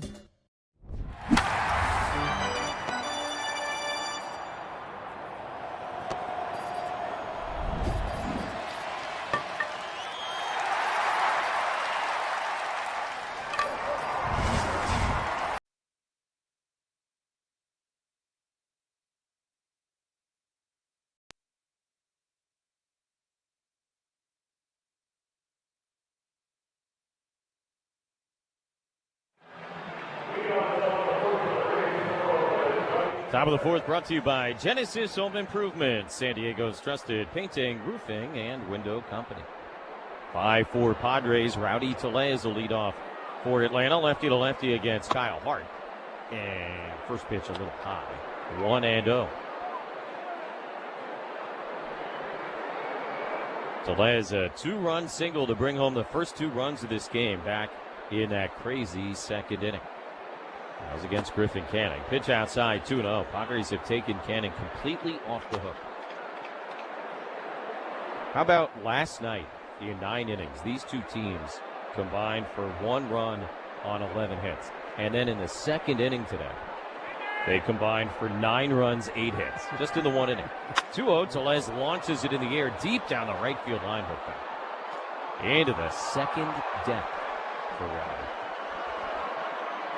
By the way, you and I often have conversations about how the modern generation of baseball players does not have great nicknames. Rowdy does. That's a great one.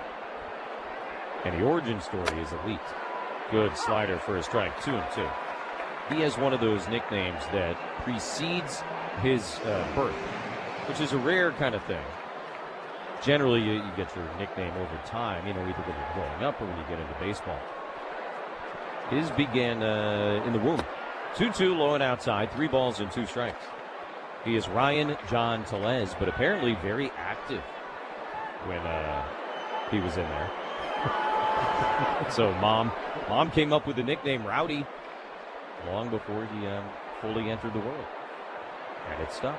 3-2 pitch. Tellez in the air, deep to left center field. Taylor and Merrill both going back onto the track. Taylor there, and over the shoulder, Samad Taylor makes the catch just shy of the wall.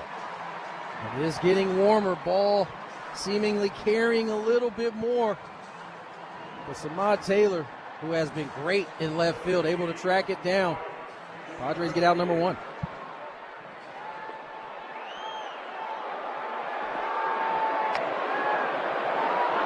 There is no doubt that we have seen a difference in the way balls are moving. For sure. Just in the last few weeks. Number 9 hitter now, Mike Yastrzemski. First pitch swinging, grounds it foul right side, 0-1. 5-4 Padres, 1 out, nobody on in the top of the 4th inning.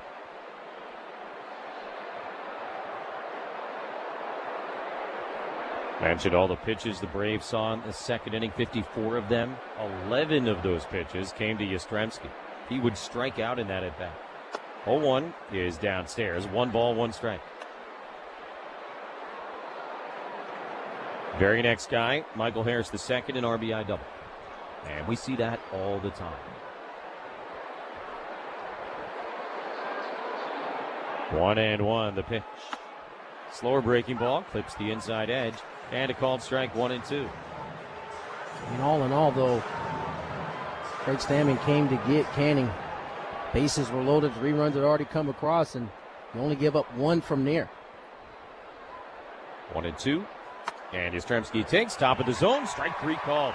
Beautifully placed by Kyle Hart. 3 strikeouts now for Kyle, 2 away in the 4th inning, and all of a sudden Hart, after issuing that bases loaded walk to Olsen right when he comes in, has retired 6 in a row. That's the lane changer from the left-hander on the right-hand side of the plate. Don't see it often from left-handers for a left-handed hitter. That came back, caught the outside corner. Now lefty to lefty against Harris. Big swing and a miss at a sweeper, strike 1. 5-4 Padres, 2 outs, nobody on in the 4th. Well, yeah, right now that move, that's Stammen making the decision to go get Canning when he did, right now has proven to be a terrific move. 0-1. Harris swings and misses at another breaking ball, strike 2.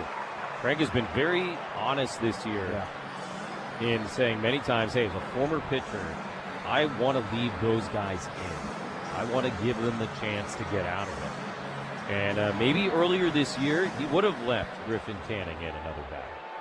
Stam has great feel for his relievers. And I would assume he does as a former reliever himself. 1-2, and Harris rips it on a line into right field. That's down, and a base hit. So 2-out single for Michael Harris II. He's now 2 for 3, and a man aboard for Albies. Hard to get away with throwing a big leaguer the same pitch 3 times. especially when the third one isn't executed as well as the first two. This one ends up staying up just enough. Michael Harris, the second, swinging the bat too well to get away with that as he gets the 2-out knock. So, Albies in the right-handed batter's box.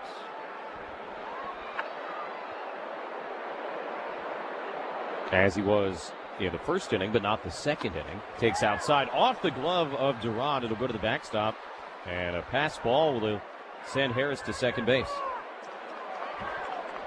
Pitch was well outside, but Duran should have caught it. It's a fastball.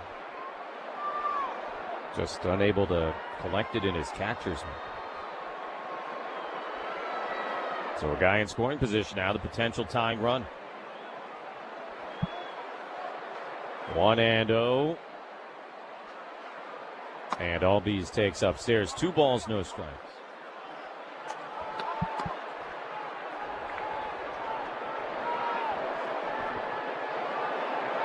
So yeah, how about Albies has been up 3 times now. He's gone right, left, right as a switch hitter. In 4 innings. Pickoff play at second, but the second baseman, Song, was not really at the bag. He came charging in. Yuki Matsui, meanwhile, is starting to throw in the Padre bullpen. Hart's at 40 pitches.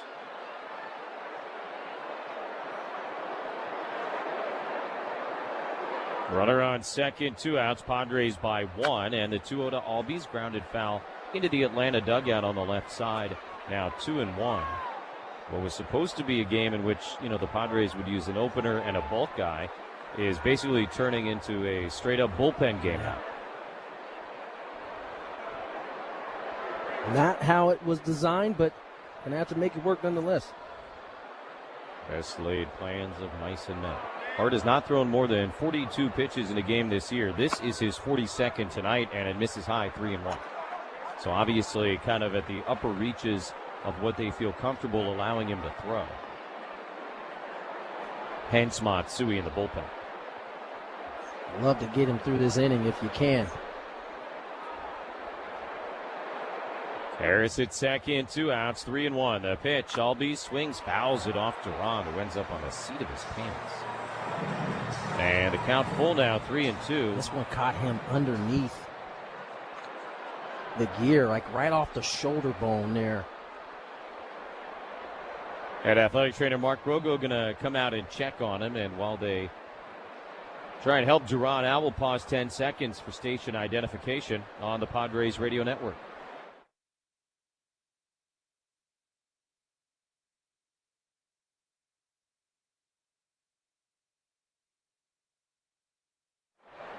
With Tony Gwynn Jr. and our producer-engineer Dave Marcus, I'm Jesse Agler. Padres 5, Braves 4 here in the top of the 4th inning. And Atlanta with Harris at second, 2 outs. Ozzie Albies just fouled a ball off of Rodolfo Duran in a place I didn't even know a ball could get. Yeah, he's right in that clavicle AC joint. And it's one of those spots where if that AC joint is inflamed, he's going to have to come out this game because he certainly isn't going to be able to pick his arm up.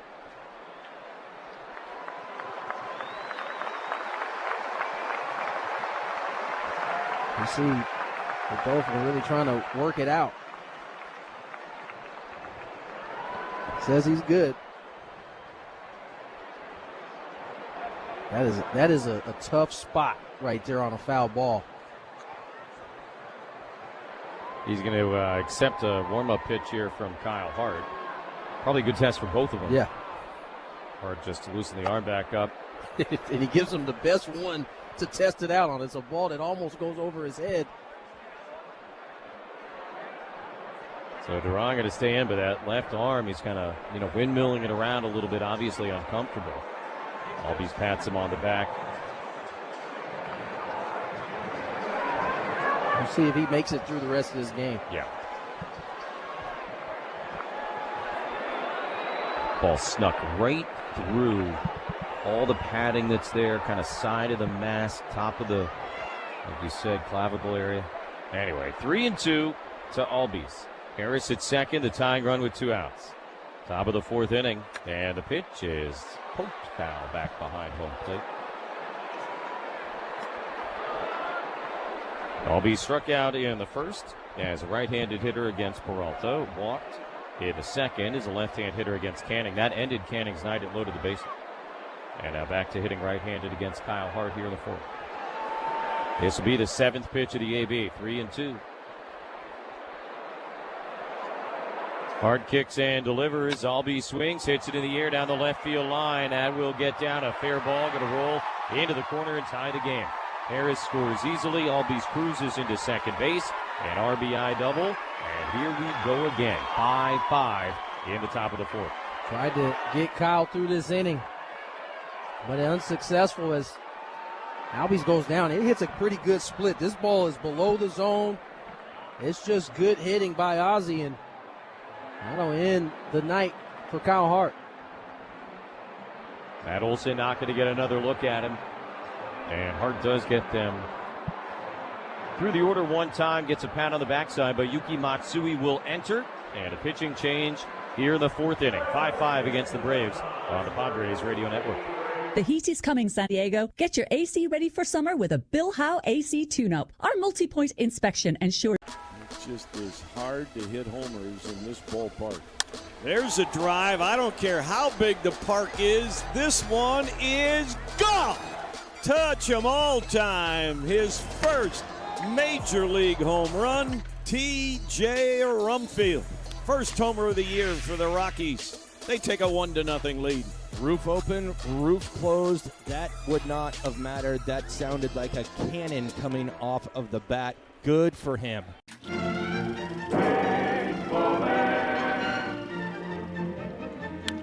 Line drive, base hit, center field. Got a bird. Coming around third, DeRosa's going to win the ball game. It got by Crisp.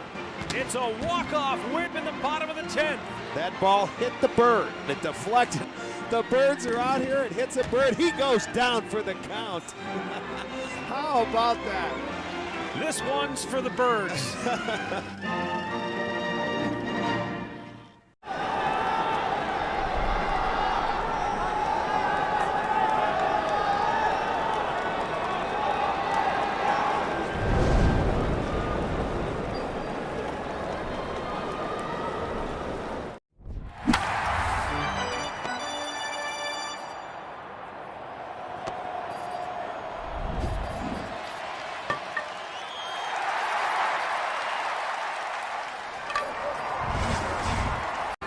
The Padres, who look to try to finish this inning here.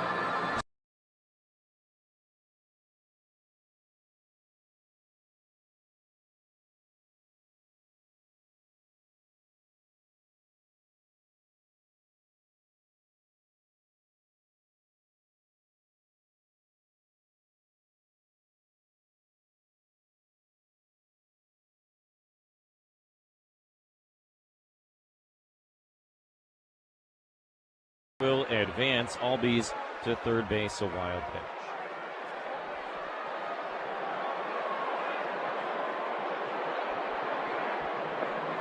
And I mean, over the head of the home plate umpire, Dan Mozell. Just a bit up high. Durant tried to play the carom. 90 feet away, the Braves are from taking the lead. 1-0. Yuki delivers. Olsen grounds it foul at first base. Braves have had some really, really tough at-bats tonight. Mentioned the Yastrzemski one, but some of the more fruitful at-bats for Atlanta tonight have been those tough ABs. Yeah, 5-4 to 5 have come with 2 strikes. They've really been kind of backbreakers for the Padres. On a strike with Albies at third base, 2 outs. Here's the pitch from Matsui. Olsen steps back, takes inside, 2-1. Check that, 5 of 6 hits have come with 2 strikes, and those are some of the things we've seen from the Padres pitching staff here last week or so. They were quite finished guys. 2-1. Olsen swings and misses. And a split-fingered pitch, 2-2 now. from Matsui. Now listen, sometimes you got to tip your cap. I mean, that double that Albies just hit, that was a split that probably hits the dirt if he doesn't swing and put it in play, and instead it's a double down the left field line. That's an executed pitch, just better hitting from the opposing team.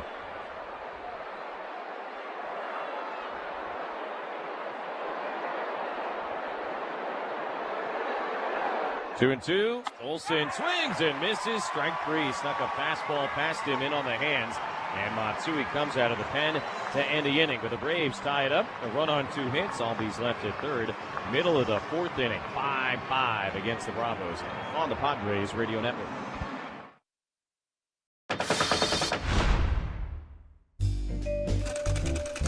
Sometimes artifacts in the collection at the Hall of Fame could tell multiple stories.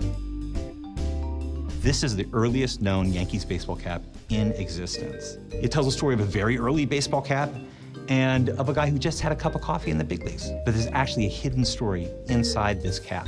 There's another name written in the cap. So who's Dolan?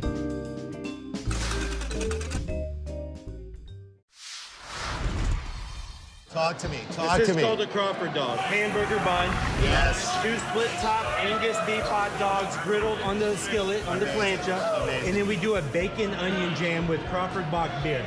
Pick it up like a burger. Pick it up like a burger and you just go in, man. Let's go to town. Dude. Oh, best hot dog I've ever had. Best hot dog I've ever had. I love this, man. This is how I grew up eating hot dogs. Puedes ser el dueño de grandes momentos del béisbol. MLB Auction te permite participar en la subasta de bates, bolas y jerseys autografiados, con artículos de tus equipos de grandes ligas favoritos, leyendas y jugadores. Visita auctions.mlb.com.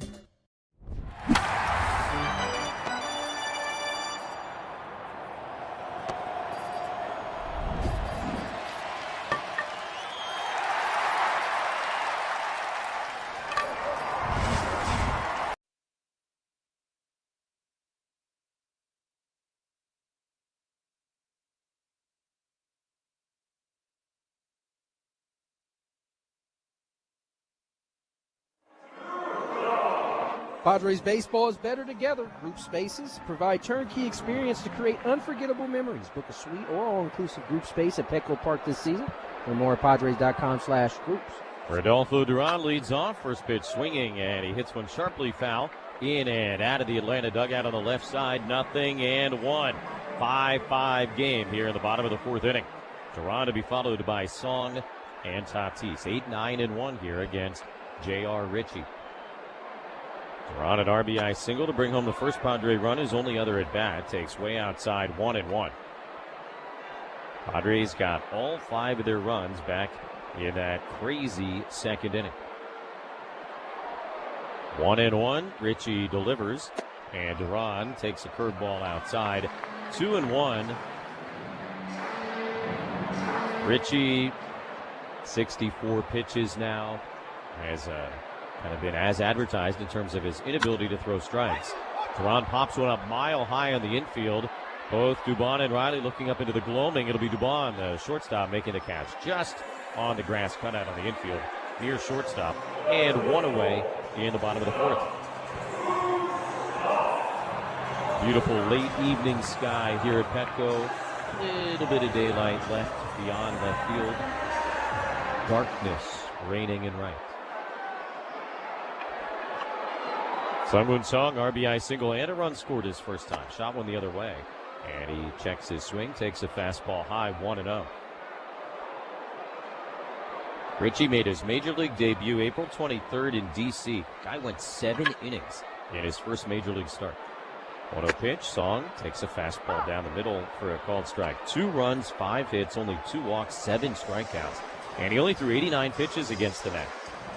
So just a brilliant major league debut. It's been more up and down since then. Here's the 1-1. Song winds up, takes high. 2 balls in a strike. Last start was Wednesday night against the Giants at Truist Park. He lasted 5 innings, gave up 5 runs on 5 hits, 3 of which were homers. Here's the 2-1. Song takes inside, 3 balls in a strike. Walked 3 guys in that game. He has already walked 3 guys in this game. But after he gave up the runs, he did settle in a little bit. 3-1 pitch, low ball 4. That is the 4th walk of this game, and Song aboard safely for the 2nd time in as many trips. And now the potential go-ahead run on base for Fernando Tatis Jr. Good at bat from Song. Turns the lineup over, gives Toddy a runner on base. You heard Craig Stammen mention the other day, Toddy enjoys hitting with a guy who can run in front of him. Song's got a huge lead. He takes off. First pitch is low. The throw from Baldwin. The tag from Albies not in time. Sung Moon Song with stolen base number 6 in his major league career. And now that go-ahead run in scoring position with 1 out here in the 4th. Padres getting some good jumps. Second bag of the day. First Samad Taylor. Now Sung Moon Song takes a bag. So an RISP opportunity. The Padres tonight 4 for 8 already with runners in scoring position. 1-0 pitch. Fernando hits it on the ground as shortstop. Charged by Dubon. Going to go to third. The tag from Riley is in time. So Song making the choice there to try and advance on a ground ball in front of him. Not exactly the way you coach that one. And he is cut down for the 2nd out of the inning. This is bad base running right there. Baseball 101, base running 101. Ball hit to your right side on second. Stay put. Instead, he tries to press the issue, and Dubon able to get it to Riley to get the fielder's choice. For the first, and Tatis back without a tag from Olsen. Taylor, the batter. Samad, an infield hit. They brought home 2 runs his last time. 1 RBI, the other on the air. Takes all the way, and a fastball down the middle. No balls in a strike. Now tied the game and gave the Padres the lead. Walked and stole a base in the 1st inning, as you just mentioned. Fernando started and stopped. And a fastball strike bottom of the zone. 0-2.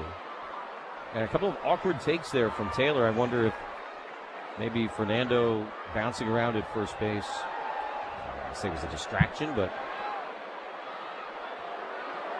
we're over again. Fernando back ahead of the tag. 2nd disengagement of the plate appearance. I guess would be he's just trying to give Toddy a chance to get to second base.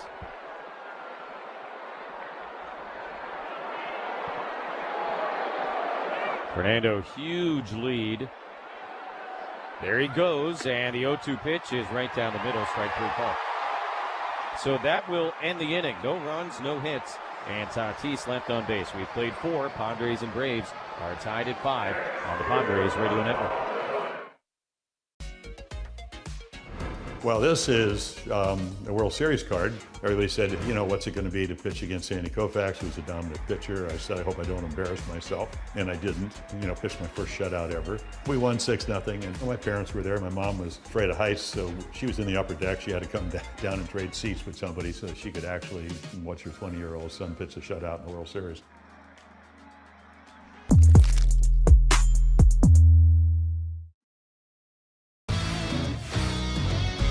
I'm going to throw out a restaurant, kitchen term to you, and then hit me with the baseball one. I'll start first. Okay. Mise en place. Oh, mise en place. That is, as the chef, you put all your different ingredients out, kind of before you start cooking, right? You got it, man. Yeah. That's the most important That's a tough one. I hear this one a lot because of my name, can of corn. Easy fly ball. Puedes ser el dueño de grandes momentos del béisbol. MLB Auction te permite participar en la subasta de bates, bolas y jerseys autografiados, con artículos de tus equipos de grandes ligas favoritos, leyendas y jugadores. Visita auctions.mlb.com.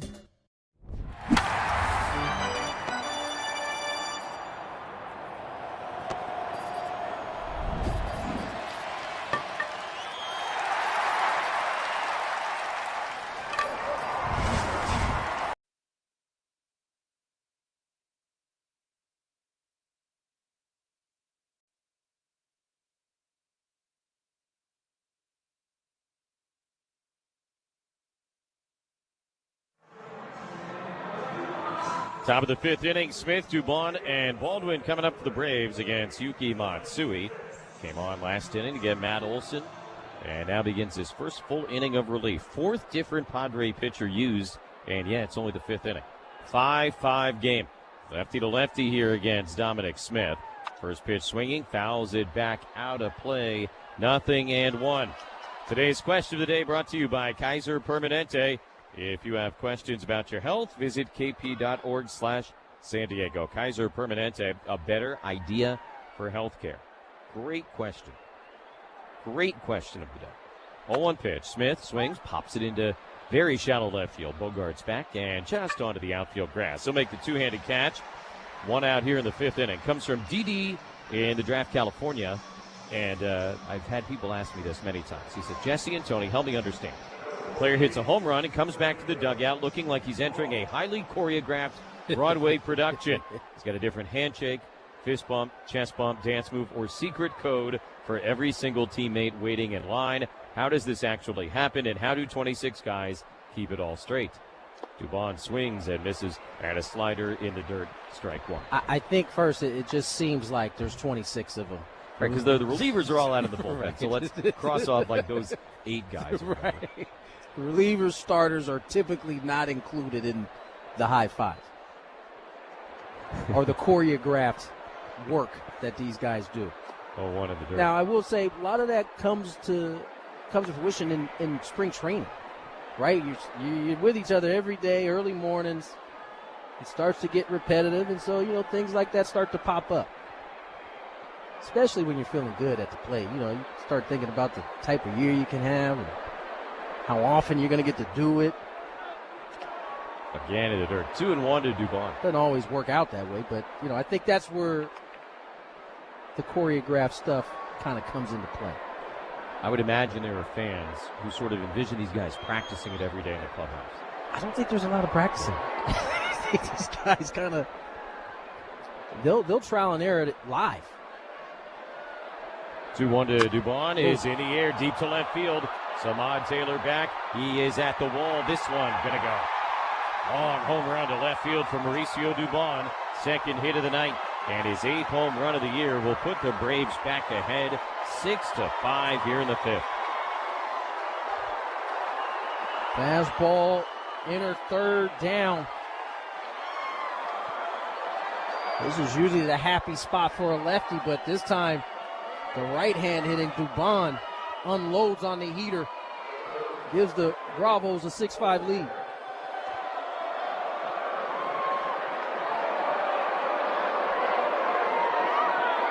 Now Drake Baldwin, 0 for 1, struck out his last time. Swings and misses a fastball here.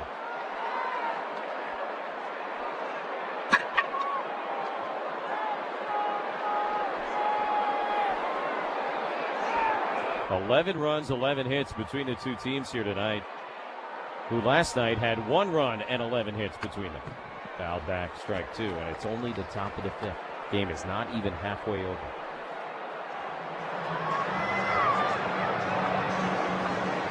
All right, so basically, as fans, we probably put a lot more thought into the handshakes and the celebrations than the players actually. For sure.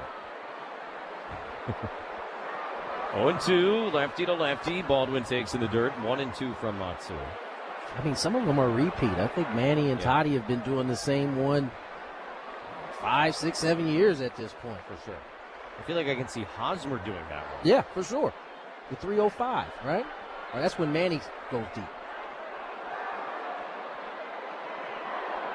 0-2 strikes. The pitch to Baldwin. Swung on and missed. Strike 3. His struggles continue. Strikes out for the second time tonight. 2-away. Austin Riley will be the batter. Better get him while he's down. Right now, he's clearly working his way back from the oblique, and timing and amongst other things a little bit off. It won't last very long.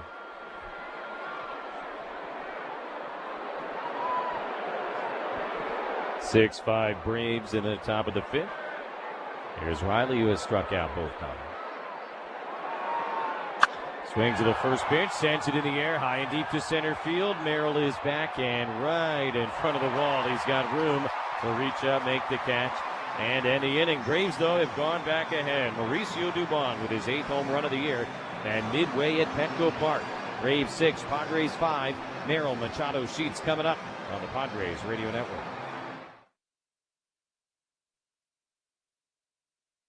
Stabbing grab Arroyo, nicely done. More tremendous defense in this series from Nasim Nunez. Jake Myers, what a catch! Looks like he's played there for years. Not too shabby, young man. 2 Gold Star plays. Back-to-back web gems. Beautiful thing on both sides of the infield now here for the Braves. Back to the warning track and makes the catch up against the wall. It is caught by Davis Schneider. Leaping grab by Meyer. Closing is Mitchell, and he makes the play. The race is on, and Vladdy will win it. Just Chisholm, lovely, lovely play. Eyes on the ball, right? Yeah. Tyler O'Neill goes skyscraping at the right field fence. Oh, Billy Cook. One of the greatest center fielders in the game today. Backtrack, leaps at the wall, made the catch. Diving stuff by Palacios, who is just taking hits away from everybody. I'll tell you what, through 3 2/3 innings, I think Richie Palacios deserves a Gold Glove. Drive to center field. Ewing sprinting in, dives and makes the catch. Flies to center field. Ewing's there, dives, and he does it again. 2 pitches in a row.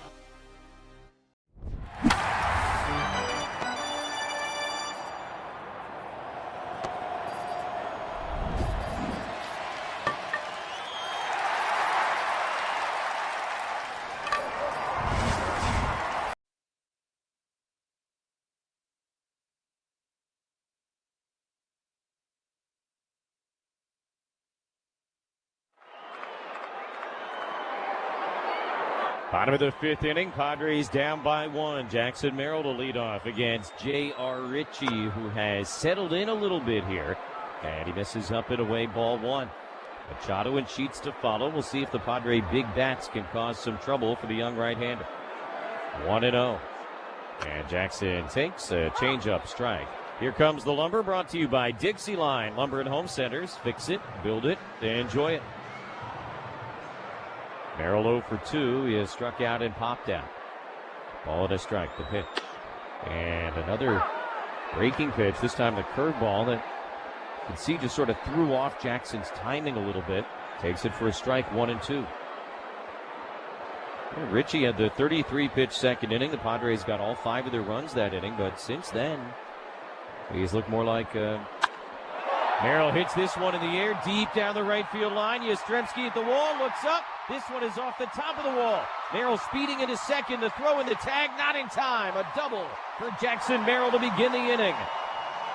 Padres are going to wait and see if perhaps they want to ask the umpires to take a look and see if this hit the top of the wall, over the wall.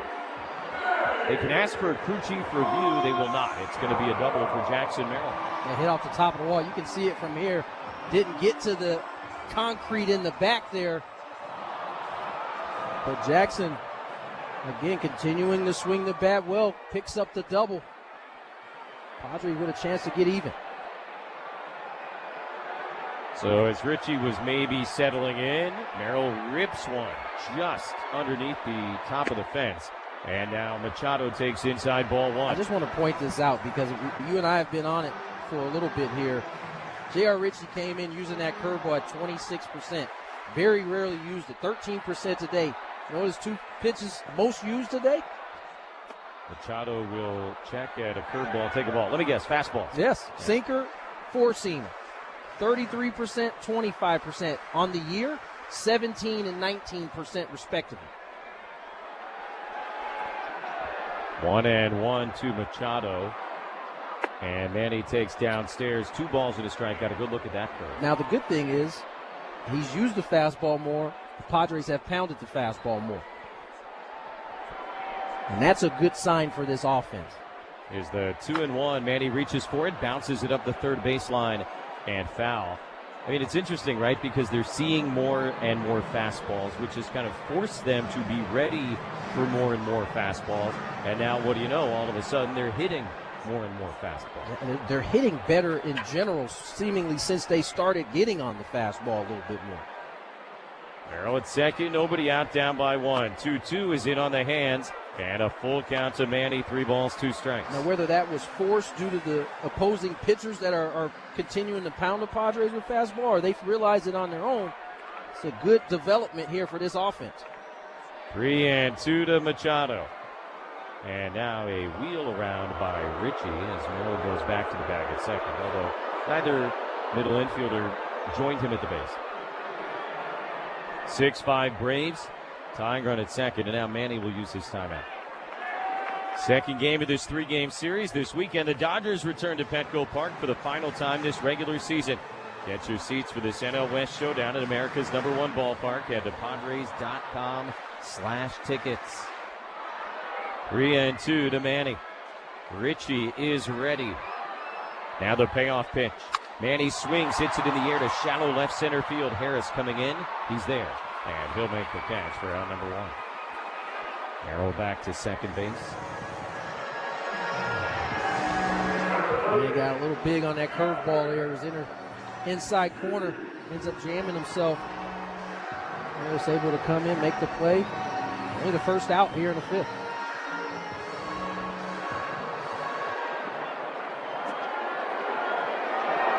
Gavin Sheets, the batter, 0 for 2. Base hit almost certainly ties the game, and the curveball misses outside, 1-0. It's interesting now as Richie kind of comes towards the end of the line. Feels like he's leaning on that curveball more and more and more. 1-0 pitch, Sheets takes, and a changeup, strike 1-1.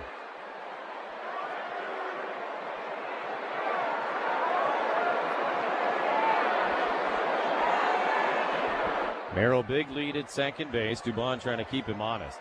Pitch to Sheets, grounded towards first base. That's a foul ball. And out 1-2.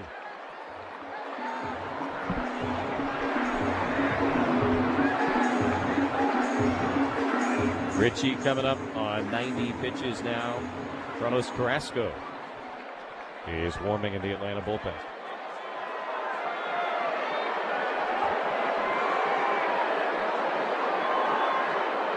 Pitch on the way. Sheets checks. Takes the curveball down. They appeal. He didn't go.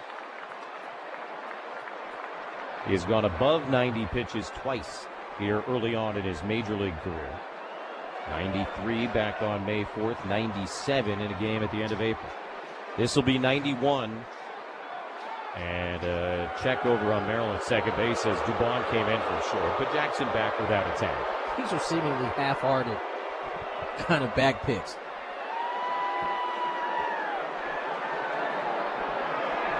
2-2 with a runner on second, 1 out. Here's the pitch. Sheets muscles it in the air, foul out of play left side. Padres trailed 4-0. They went ahead 5-4.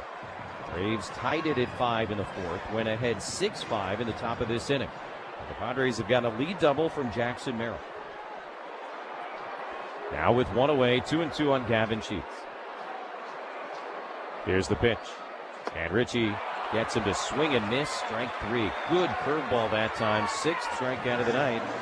And Merrill, who led the inning off with a double, is still standing at second base. 2 down. And the batter will be Xander Bogaerts. Padres up into this inning doing a great job. 4 for 10 coming into this inning with runners in scoring position. After Merrill's double, a fly out and a punch out. Needed some 2-out magic. First pitch is underneath the hands. And inside, ball 1 to Bogaerts. Xander walked and scored the first Padre run in that 5-run second inning, but they have not scratched against Richie since. 1-0. Bogaerts takes low outside. 2 balls, no strike.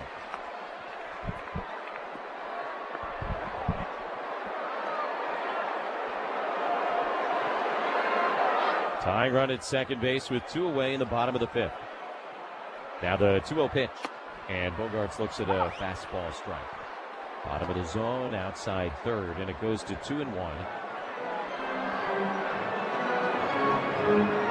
95 pitches now.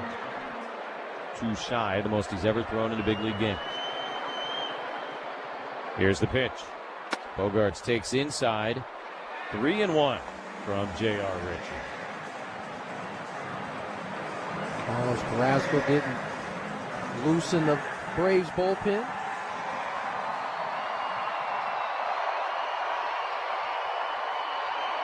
Three and one. The pitch to Bogarts is a good curveball that drops in for a strike, and the count is full. 3-2. 3-1 breaking ball there.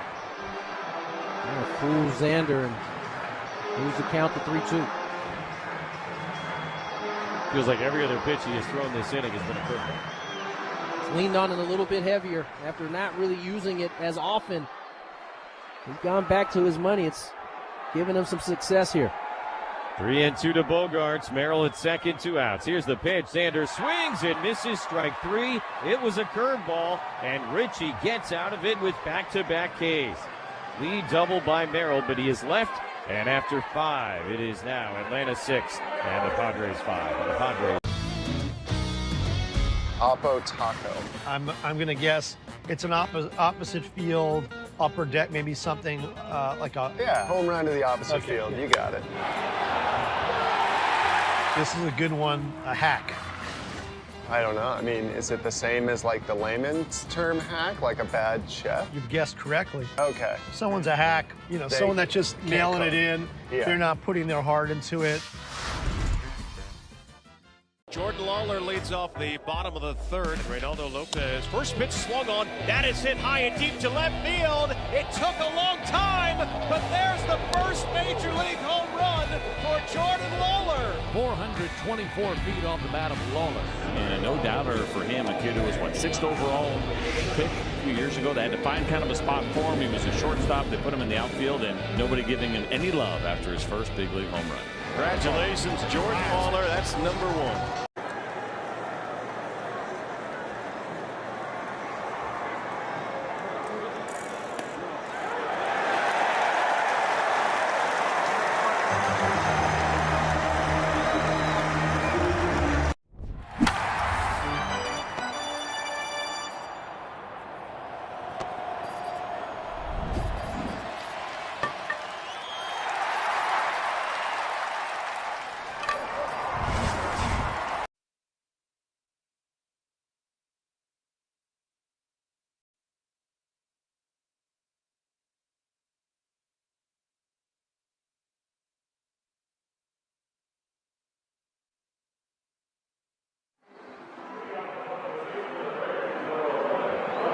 Top of the 6th inning, the Braves come to bat with a 6-5 lead over the Padres. Tellez, Yastrzemski, and Harris 8-9-1 against Yuki Matsui.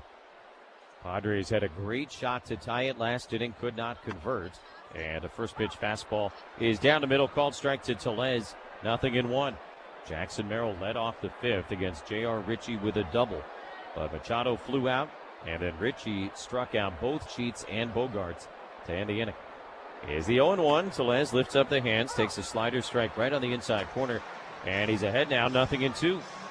Out-of-town scoreboard brought to you by KMG Psychiatry, who offers TMS, transcranial magnetic stimulation, to help veterans and active duty military lift the fog of depression.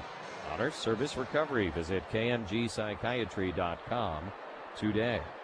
In Toronto, Astros got 2 in the 9th to tie it, and 3 in the 11th to beat the Blue Jays 9-7.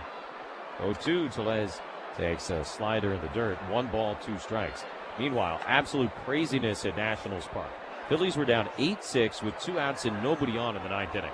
And then they scored 8 runs to beat the Nats 14-9. Bad news for the Braves. Well, they're coming. It seems like that was with 2 outs, too, that they were able to stage that comeback. 1-2, Tellez in the air to right center field. High but not deep. Merrill will have time to get underneath it, and he makes the catch. 1 down in the top of the 6th inning. And Target Field, Dodgers beat the Twins 12-3. 9 different Dodgers drove in at least 1 run. And Cincinnati, Brewers beat the Reds 2-0, allowing only 2 hits. One night after beating them 2-1, also on just 2 hits.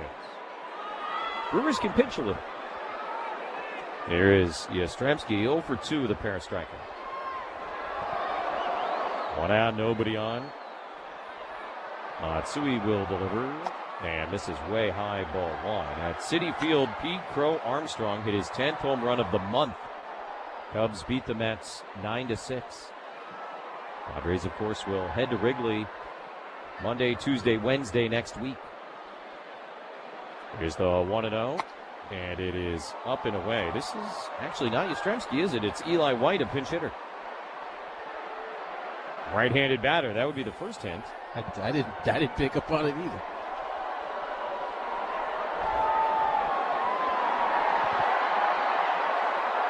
Pitch is taken, and a strike. 2-1. White came off the bench as a pinch runner in the ninth inning yesterday. Stole a base with Mason Miller on the mound, but was stranded in scoring position as the potential tying run. 2-1. White swings and misses. And now 2 balls, 2 strikes. 6-5 Braves. 1 out, nobody on, top of the 6th inning.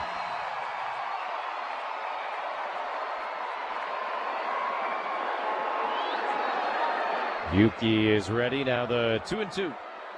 And White reaches for it, serves it out into shallow center, and that line drive will drop down. A 1-out pinch hit single for Eli White. So speed aboard for the Braves as the order turns over for Michael Harris II. Meanwhile, in Chicago, White Sox beat the Guardians 2-1, moved back into sole possession of first place in the American League Central, a game over Cleveland. Another cool little piece of that one, by the way. For the White Sox on their telecast, Brooke Fletcher, who's their field reporter, worked the game as an analyst. First time a woman has ever been the analyst on a White Sox telecast before. Harris tries to bunt and fouls it off the plate. So that's neat, obviously, on its own, but it's even neater because of who her husband is. Jake Cronenworth. Yeah. It's pretty sweet. I'm sure Mr. Fletcher was quite proud tonight. Jake out in Arizona. Doing a little bit of baseball activity. Hope he's well. Swing and a miss. 0-2 on Michael Harris II. Lastly, the Trop. Jack Caglione hit a pair of homers. Third multi-home run game in the last couple of weeks for the Royals. They beat Tampa Bay 12-5. Here and now, 6-5 Braves. Runner on first. And 1 out. 0-2 to Harris. Matsui delivers and misses low. 1 ball, 2 strikes.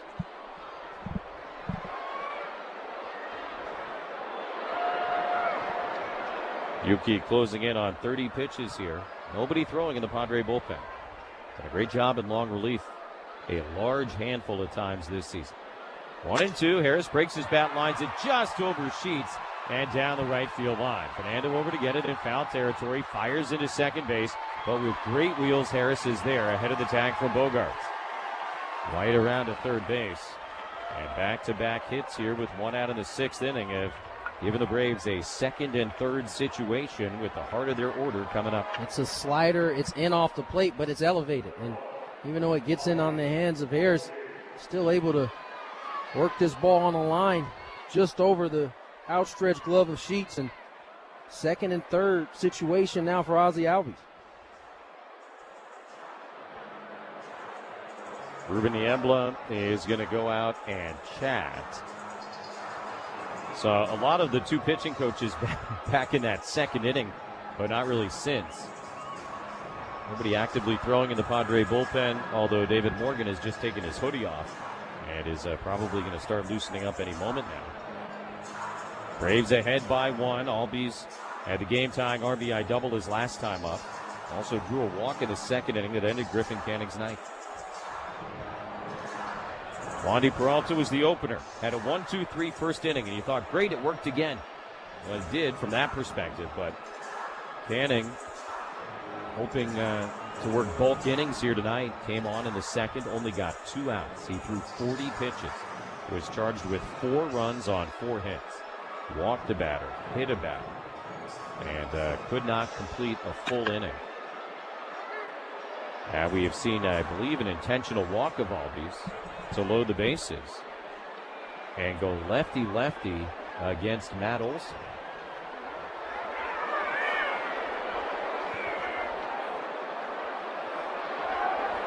This will be the second time that Olsen and Matsui go head-to-head. Yuki struck him out when he first came into the game back in the 4th inning. One of the most dangerous hitters in the National League. Bases loaded, 1 out. Looking for that force at the plate or maybe the ground ball double play. First pitch coming. Olsen in the air. Foul out of play left side. 0-1. Albie so dangerous from the right side. So you kind of avoid that. You do set up the force. You do set up the double play. But not an easy guy to deal with right here. 0-1. Pitch on the way. Olsen swings, fouls it off to Barnes. Duran is just taking a beating tonight. 0-2.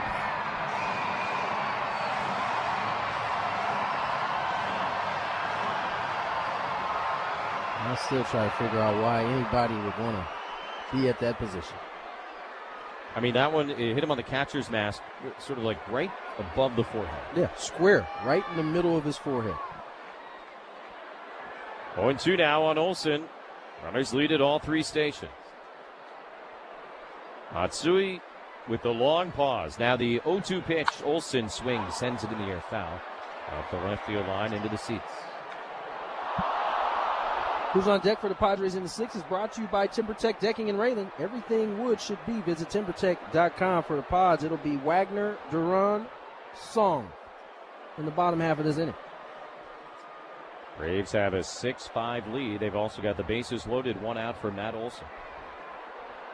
Matsui ahead of him, 0-2. The lefty ready. Here's the pitch. Olsen takes, and that is at the knees. Strike 3 called. Olsen going to challenge it. The previous pitch was called a strike. If he is wrong, the Braves will be out of challenges, and it's only the 6th inning. And he is wrong. It's strike 3. So for the 2nd time tonight, Matsui strikes out Olsen. And 2 away here in the 6th.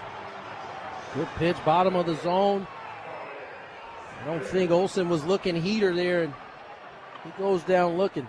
Dan Merzel's scorecard is going to be pretty spectacular if he keeps this up. Yeah, I think it's going to be tough for Merzel is he's going to have to call another 300 pitches tonight. So now Dominic Smith, another left-handed hitter. Bases loaded, 2 out, 6-5 Braves, and a slider stays high, ball 1. Yeah, he's going to have to stay locked in for a little bit here, for sure. Get him a cup of coffee or something.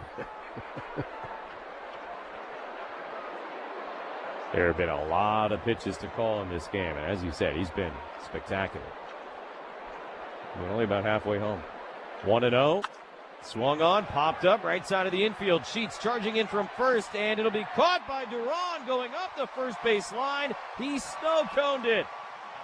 So Smith pops out to the catcher in foul territory, and the Braves leave him loaded here in the top of the 6th inning. After 5.5 wacky innings at Petco. And there's a shot into left field. Stanton on his way around to score, and the Yankees are on the board. First, it's 1-0 New York. Bouncer headed up the middle, and that's going to get through and drive in a couple of runs. Cranked up and sent into the right center field gap. McMahon's going to score easily. They're going to wave Wills around. Plays to third. 5-0 New York. Another one head for no man's land, but Harrison Bader read it well. Former Gold Glover comes up to make a very nice catch for the guy they call Big G, who has driven in a run with the 3rd straight hit to open the 5th inning. Chopper for Jazz, hot shot, and he makes the catch. That got on there on a line, and he's telling Jose Caballero, did you see that? I could watch Jazz Chisholm play. I mean, he plays with such joy. Only David Cohn, Ron Guidry, and Mel Stottlemyre had opening day starts of 6+ innings with 2 or fewer hits and no runs allowed. Puedes ser el dueño de grandes momentos del béisbol. MLB Auction te permite participar en la subasta de bates, bolas y jerseys autografiados, con artículos de tus equipos de grandes ligas favoritos, leyendas y jugadores. Visita auctions.mlb.com.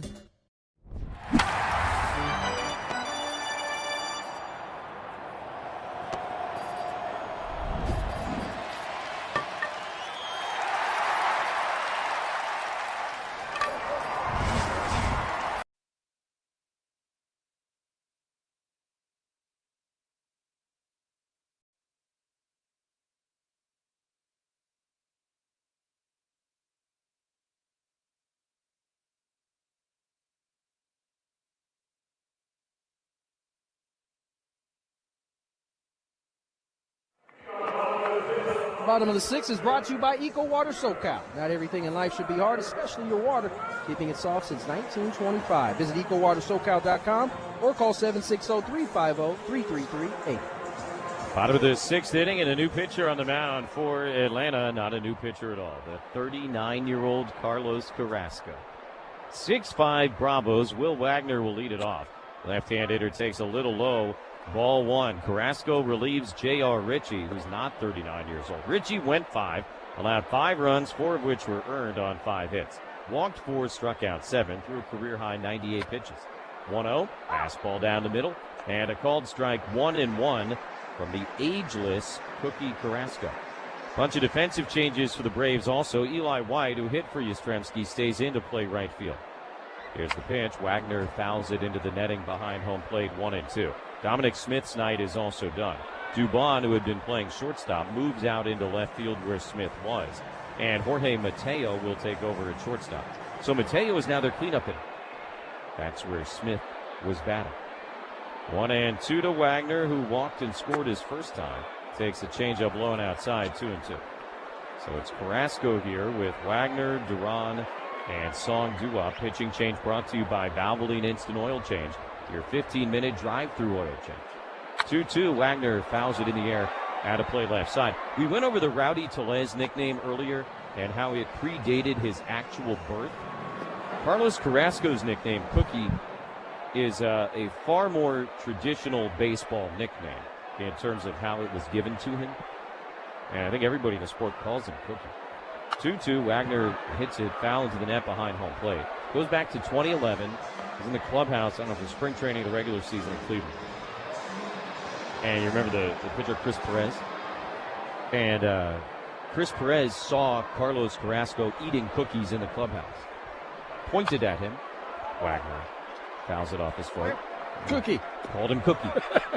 And here we are 15 years later. That is the ultimate baseball way to give a nickname. You got cookies in your hand, I see you eating cookies, you're going to be Cookie. The guy pitched in like 12 Major League games at that point. So, you know, he's kind of young, still technically a rookie. Your name is now Cookie. 2-2, Wagner muscles it in the air, foul out of play, left side. You know, here you are. Now he's 17 years into his career. Still call him Cookie. And it works for, I mean, a number of reasons. Obviously, he was eating cookies, so they identified him as Cookie. But he has 2 C's in his first and last name. He has a C in his first and last name. 2-2 is low ball 3. Baseball nicknames just have a funny way of just sticking the rest of life. He was 24 years old at the time. He is now 39. 3-2. Wagner swings, hits it on one hop to Albies at second base. Big routine hop, and a throw to first in time, 1 down. The funny part about that is that he'll have baseball family for the rest of his life, and every time that mixes with family, regular family, they'll all be confused, like, where is this Cookie coming from?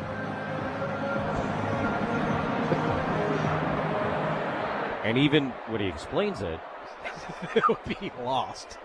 Like, you were just eating cookies? Tehran takes a fastball start. We all eat cookies. We're not all called Cookie. Right. Yeah, well, Chris Perez, he pointed. Everybody heard it. It was a thing. Okay. 0-1 is called strike. Looks low, maybe in. And you can see Duran kind of was thinking maybe I should challenge it, but didn't. He's been back behind home plate all day, and those Merzel's been pretty on point. So 0-2 foul at the dish. He's got, again, we talked about the psychology. This is a Padre team that has been very reluctant to challenge. And for Duran, who's been back behind the plate all game long, watching guys lose challenges, it's like, maybe I should. In fact, he should have. 0-2 is inside. Yeah, you can see how that would, color your judgment on something like that. Padres down by 1 in the bottom of the 6th inning. 1 out, nobody on. Duran an RBI single and a run scored in the big inning. Muscles this one in the air to shallow right field. White charging in. He's got all the wheels in the world, and he'll get there to make the catch. 2 down. Sundays at Petco Park are perfect for families. Arrive early for Kids Fest in Gallagher Square, presented by Nuna.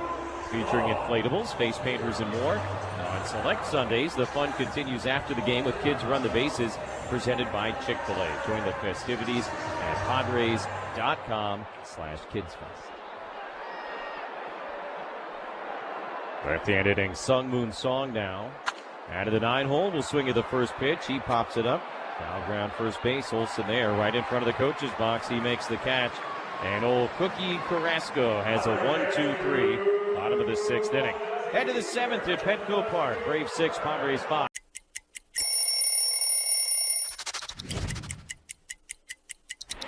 I was in AAA, and right before the game, they said, no, you gotta stop.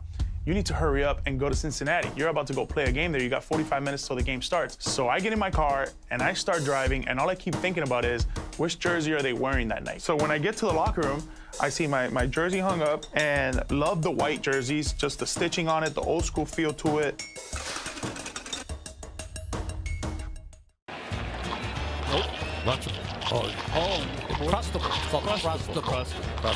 Yeah, I was worried about his left-handed wrist, but it appears Austin's okay. Rowdy Tellez is a big man with a big personality. He's a playful guy, and that's Rowdy saying, hey, man, I'm getting out of your way. Nice catch, JD. JD. What a catch. They probably stuck with the pine top. No kidding. Look at this guy. I mean, it comes off the screen, and he just barehands it.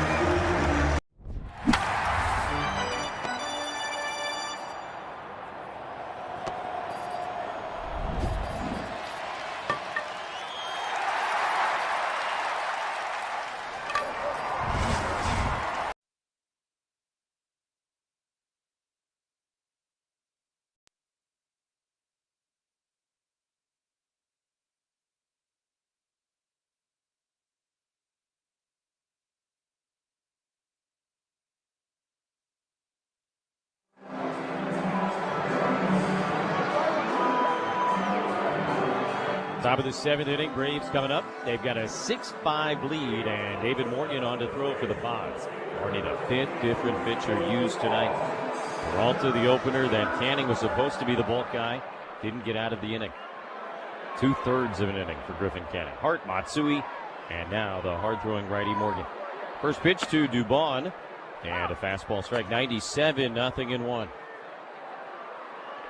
The job, of course, is to keep this game right where it's at, 6-5. Yuki got 2 1/3, a run, 3 hits, a walk, 3 strikeouts. Gave up the home run to this guy, which is right now the difference in this game. And look out, 98 up and in, and Dubon basically threw the bat down and ran toward the Atlanta dugout to get out of the way. That is a ball, 1-1. Yeah, it didn't actually hit him as close as it got.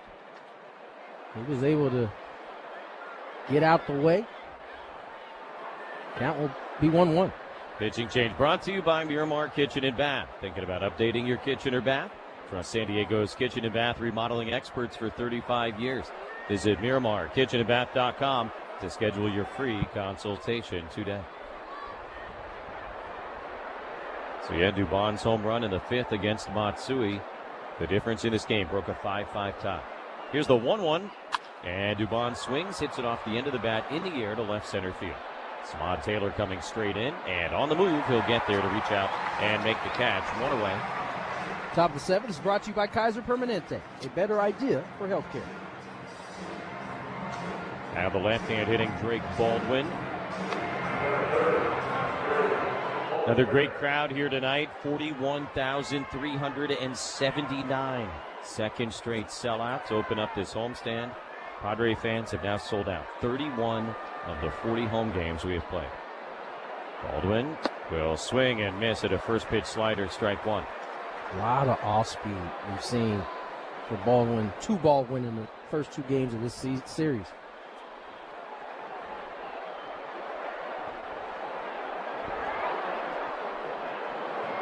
A 1 pitch from Morgan is line foul the other way, 0-2.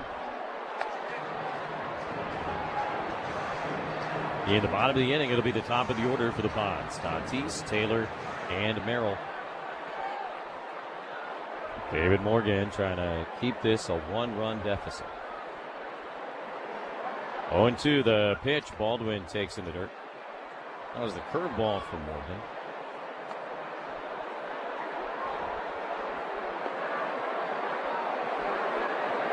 Padres fell behind 4-0 after an inning and a half. And the Bats answered right back with great immediacy to take a 5-4 lead. Here's the 1-2. That's on the ground to the right side. Way to his right. Song has it on the backhand. Jump throw to first is in time. 2 away. Nicely done by Sungmoon Song, having to go way up the middle. Base is empty for Austin Riley, but since the Padres got the 5 runs in the second inning, they have been unable to score again, and in fact, they only have 1 hit since that second inning. Jackson Merrill's double that led off the inning in which he was stranded at second base, and so it's great to see the Padres bounce back in the second, but still more work to be done. They only have 5 hits on the night. Here's Riley with 2 outs, nobody on, and a fastball missing low outside, ball 1. Just when you thought maybe the Padres had pulled themselves out of the offensive mold that had settled over this lineup for much of the year. Quieting down again here the last couple of innings. Work to be done. 1-0. Riley checks his swing, takes a strike. And the count even 1-1.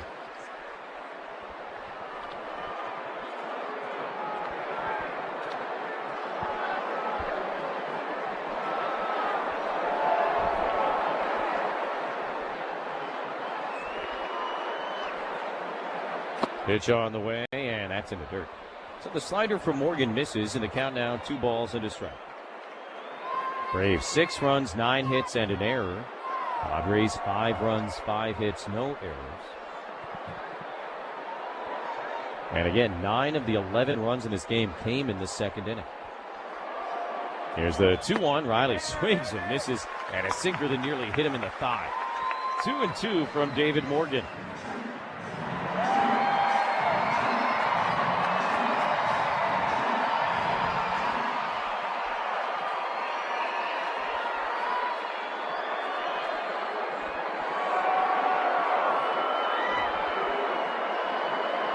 Morgan will kick and deliver. That one bounced several feet in front of home plate. Came up and caught Duran. And, of course, Rodolfo has taken such a beating back there lately.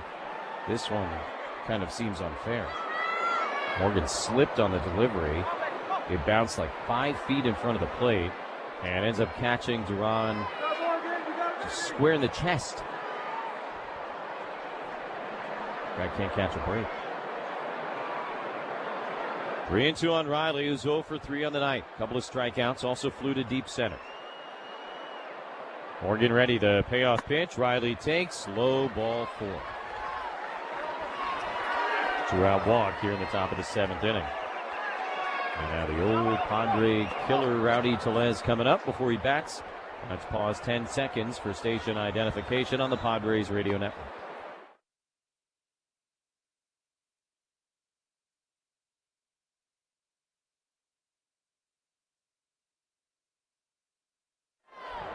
With Tony Gwynn Jr. and our producer-engineer Dave Marcus, I'm Jesse Agnew. 6-5 Braves in the 7th inning. Rowdy Tellez gets in, takes a fastball strike at the knees, 0-1.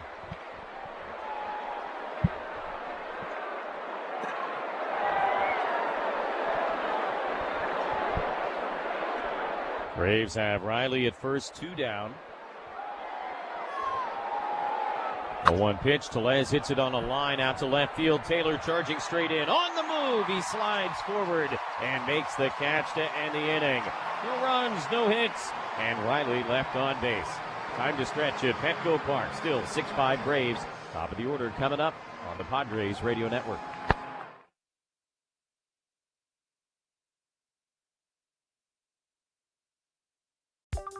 Turns out a minor tune-up to the Dodgers lineup may have Mookie Betts firing on all cylinders. It's gone! There's the feel, there's the results. Dave Roberts decided to give Mookie a new perspective on Tuesday, dropping him from his usual 2-hole down to the cleanup spot for the first time since 2017. Safe to say, Mookie's slumbering bat woke up. And this ball is gone. A home run as Mookie announces he is back. Betts went atomic against the Rockies, launching 2 homers and driving in 5. Well, Betts in that cleanup spot, and that's exactly what he's been doing with runs. He's been cleaning them up.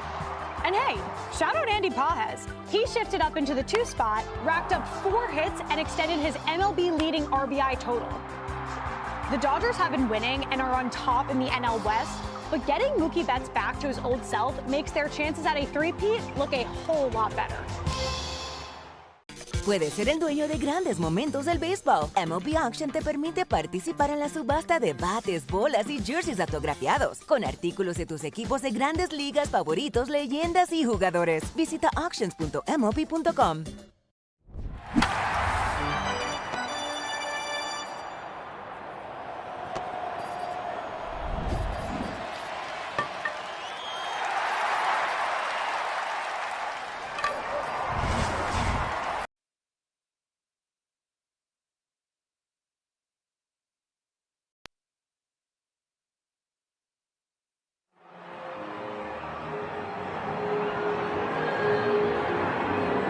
Bottom of the 7th inning, Fernando Tatis Jr. will lead off for the Padres, who are down by 1. Carlos Carrasco still out there on the mound for Atlanta. First pitch, Fernando walks up, showing bunt, pulls back, takes a changeup strike. Here comes the Lumber, brought to you by Dixie Line Lumber and Home Centers. Fix it, build it, enjoy it. 0-1, the pitch. And Tatis takes inside. 1 ball, 1 strike.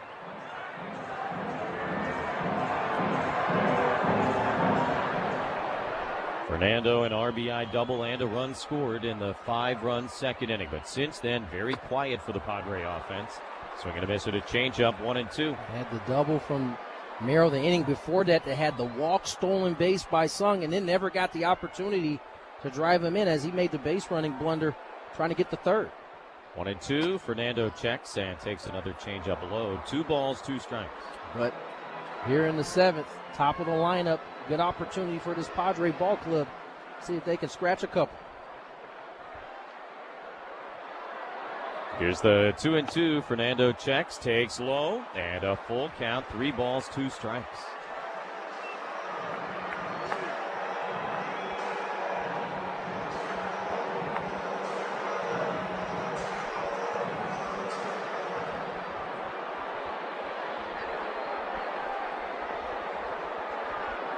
Carrasco worked a 1-2-3-6. Now the payoff pitch. Fernando in the air, deep to center field. Harris is going back at the wall. This one gonna go! Third of the year for Fernando. A game-tying shot leading off here in the 7th inning. And we are once again knotted up 6-6.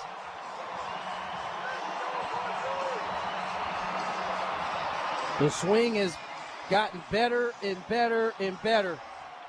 Now all of a sudden you're starting to see Toddy drive the baseball. 107 off the bat. It's a sinker. Cookie tried to get it in. He didn't get it in enough. An extension to center field for Toddy. Drive of the game brought to you by Ram. With the Ram Declaration of Deals, they're pledging their allegiance to the American people. Samad Taylor drops a bunt towards third, but foul, strike 1. Picks some great times, doesn't he? Oh, man. Especially the 3 this year. They've all come in big spots. No balls and a strike. Pitch to Taylor is on a line into left field. That's down and a base hit. Second knock of the night for Samad Taylor. And big-time speed aboard in a tie game, 7th inning with nobody out. Sinker up. Inside corner, and just watch him work his hands to the inside. Short T-Rex arm stroke. Back-to-back knocks here for the Padres in the 7th.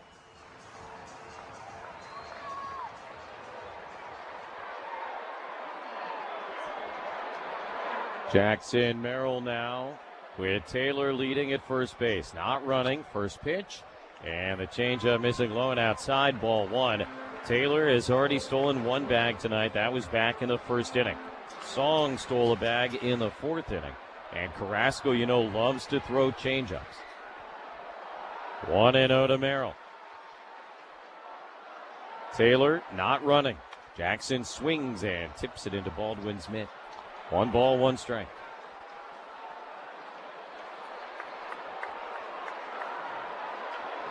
Only the second game this year for Tatis in which he has had 2 extra base hits.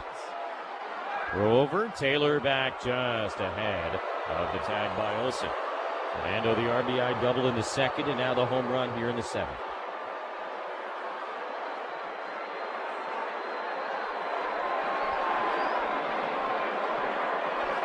Throw over again, close again, but Taylor back again.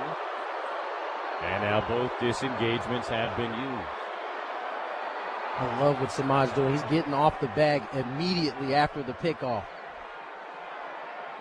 1-1 to Merrill. Carrasco peeking over the shoulder at him. Not running. Merrill pops a bunt up to the left of the mound. It drops down. Riley has it. Throw to first is just in time. Taylor had to wait and see if it was going to be caught, so he sped to second base. Padres waiting to see if they want to challenge the call at first. They will not. It's good fortune for the Padres that Riley never looked to second.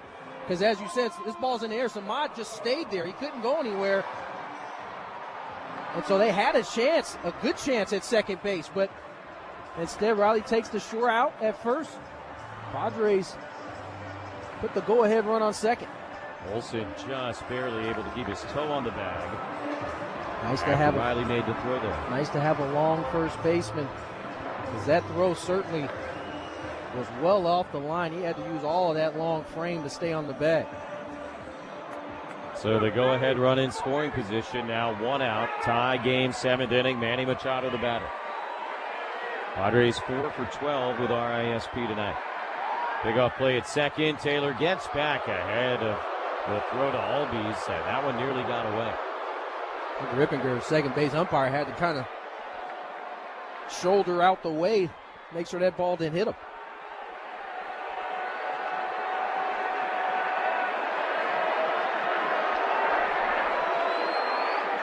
First pitch on the way to Machado. Manny out in front of the changeup, swings and misses, strike 1.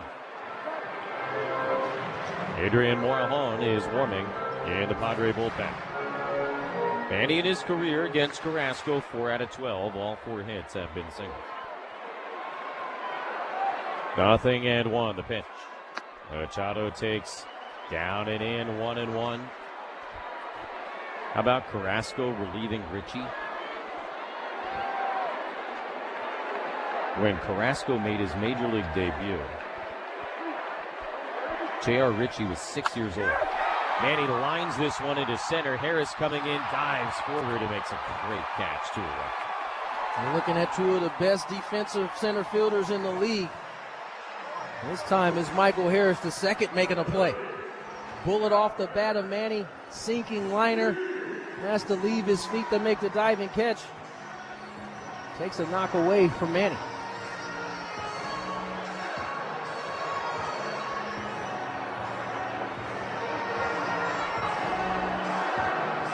Nonetheless, still a good sign for Manny. He's starting to square the baseball up more and more.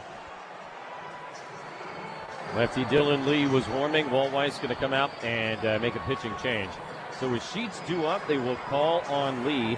And with Taylor at second base, a pitching change, 2 outs here in the 7th inning. Padres and Braves are 6-6 on the Padres Radio Network. Palomar Health. I want to ask you about food. What is something that you have to eat to beat a judge?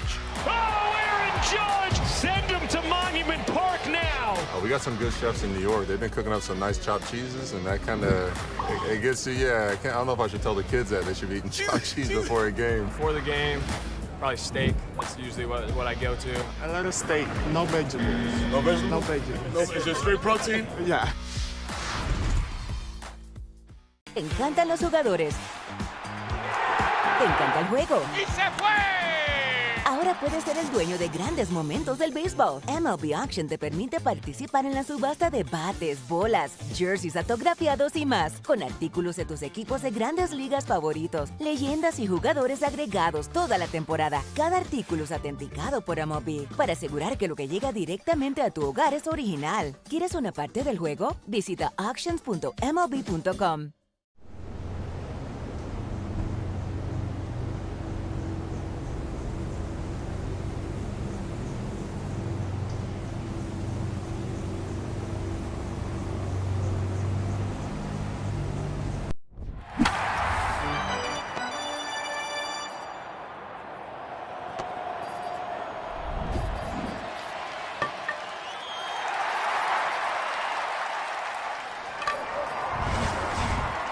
Braves return to one of the better relievers in all of baseball. Dylan Lee comes in, the left-hander making his 36th appearance. He's 3-0, third in the National League in ERA with a 1.08 ERA. Pitching change brought to you by Sid's Carpet Barn. Sid's Carpet Barn is San Diego's flooring leader for the largest selection of all types of flooring at the lowest prices in town. Visit any Sid's or sidscarpet.com. Taylor at second, 2 outs, tie game. Ty France pinch hitting for Gavin Sheets. First pitch swinging, pop up behind first base on the outfield grass. Olsen there, he makes the catch. And with one pitch, Dylan Lee does the job. But Padres have tied it up on the Fernando Tatis Jr. home run. And after 7 innings,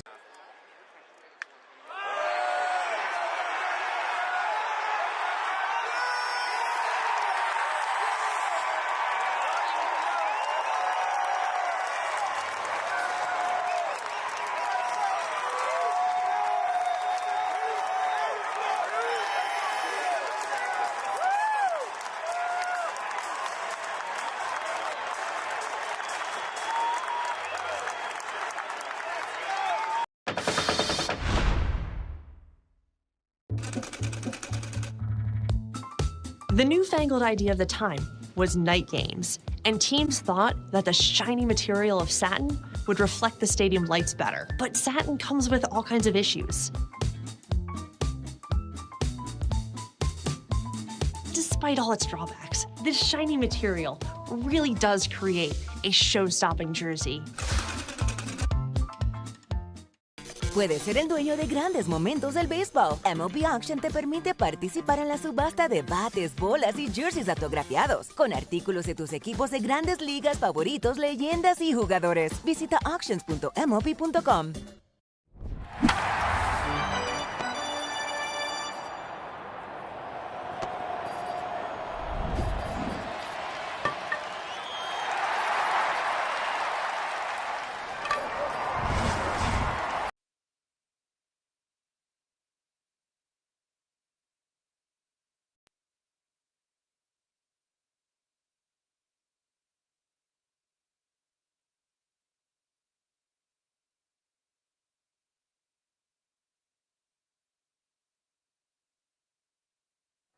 Hey, Padre fans, just like you, my pets are family. That's why Petco is where they go to keep all the bases covered with an all-star lineup of food, vet care, grooming, and more. Petco, official pet partner of the San Diego Padres. Top of the 8th inning, Adrian Morejon on to throw in a tie game, 6-6. Eli White leads off, and he takes a 99-mile-an-hour fastball for a strike. 0-1. White 1 out of 1 at a pinch hit single hitting for Yastrzemski in the 6th inning. Ty France stays in to play first base. White swings and misses at the changeup, 0-2. Morejon relieves Morgan. Worked a scoreless 7th with a 2-out walk. Pitching change brought to you by Valvoline Instant Oil Change, your 15-minute drive-through oil change. Morejon worked in yesterday's game. The 0-2, White swings and misses, strike 3, 99 up and 1 away here in the 8th inning. Honor the Padres' legendary closer and Hall of Famer on July 8th, where the Padres play the Diamondbacks with a Trevor Hoffman bobblehead presented by Cannell's. Limited to the first 40,000 fans in attendance. Arrive early to score this collectible item at the game against Arizona. Visit Padres.com/giveaways. Wednesday, July 8th. Michael Harris II goes after the first pitch, pops it up, shallow right field. Song racing back. Fernando coming in. He can't make the catch. Kind of hit off his hand or his wrist maybe, and drops down. Harris running hard all the way, ends up at second base. And I don't know if you want to call it a miscommunication necessarily, but perhaps Tatis pulling up the last second, knowing Song was right there, and it will be the potential go-ahead run at second base with one out here in the 8th inning. I think by the time Song got the call that Toddy had it, he pulled out. Toddy wasn't 100% sure that he was pulling out. I think that's what caused him not to be able to make the play.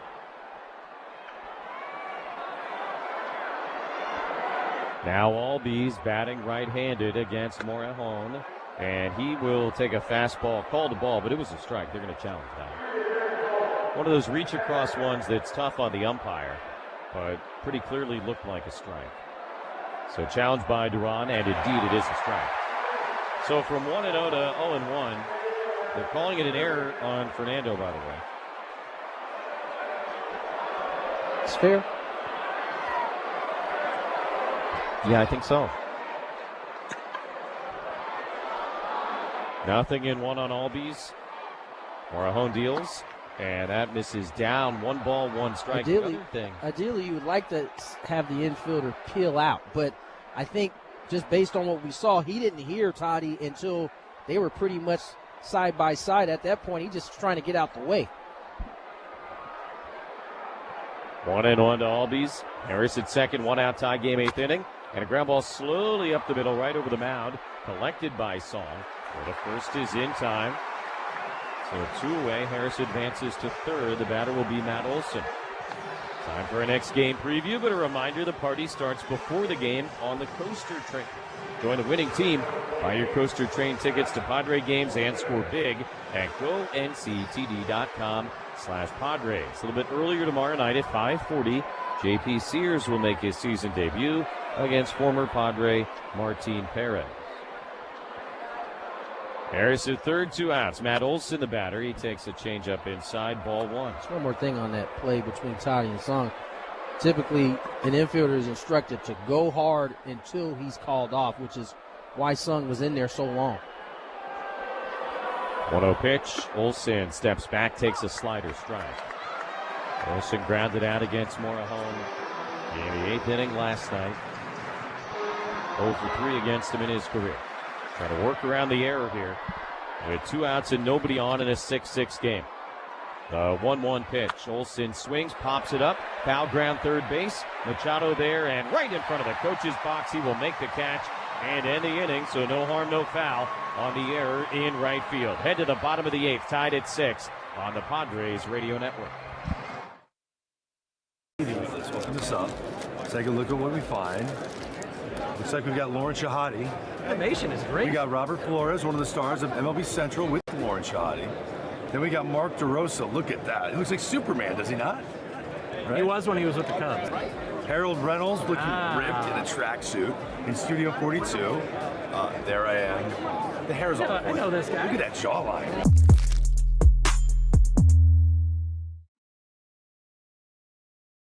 The MLB app. Yeah, it's got game. This game. These games. All the games. Pre-game, post-game, and everything in between. This is baseball your way. With real-time stats, scores, breaking news, and custom content that hits every time. Because you choose the teams and pick the players you want to follow. So when they catch it on the field, you catch it on the app. Puedes ser el dueño de grandes momentos del béisbol. MLB Auction te permite participar en la subasta de bates, bolas y jerseys autografiados, con artículos de tus equipos de grandes ligas favoritos, leyendas y jugadores. Visita auctions.mlb.com.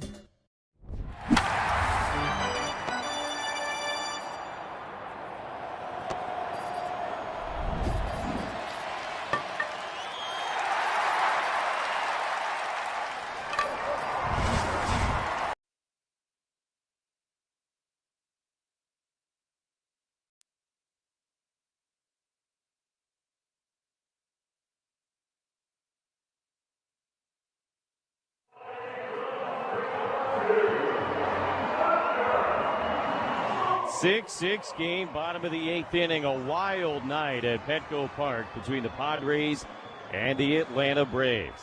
Pods a 1-0 win last night, and tonight nothing like that. Xander Bogaerts will lead off against Dylan Lee. First pitch coming, and Xander takes down and in, ball one. Wagner and Duran scheduled to follow, but Miguel Andujar has stepped out on deck to hit for Wagner against the lefty Lee. 1-0 pitch, Bogaerts out in front of a changeup, swings and misses, 1-1.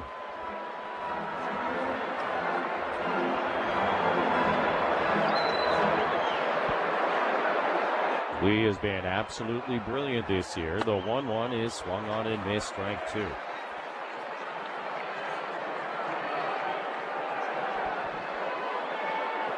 Probably the three best relievers in baseball this year, at least by ERA, and arguably the four best relievers this year are all on these two rosters. Miller, Mahone, Lee, Suarez. Grounded to third, collected by Riley. The throw across is in time, one down. You can certainly make the argument for those guys, at least in the National League. Lee a 1.08 ERA into this game, 42 strikeouts in 33 1/3 innings. Both of these bullpens at the top of the total poll in terms of best bullpens in all of baseball.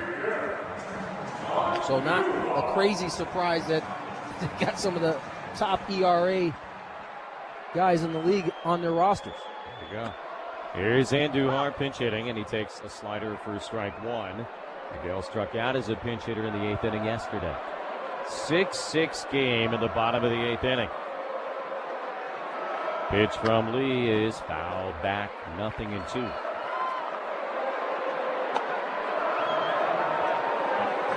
Andujar hitting .251, 5 homers, 17 RBIs. Been nursing that hamstring, came off the IL last day of the road trip in Texas. Pinch hit, then pinch hit yesterday, pinch hitting today. Ball in the dirt, 1-2. Rodolfo Duran waiting on deck. Padres tied the game last inning on the Tatis homer. Now trying to go back ahead for the first time since the 2nd inning, as this pitch is skied into right field. Eli White is there. He'll reach forward, make the catch, 2 down. Reminder to stay tuned for the Hamul Casino Resort postgame show with Sam. Hey player, the rooftop pool's open. Day passes are available. And the spa is calling your name. Hamul Casino Resort, the player's place.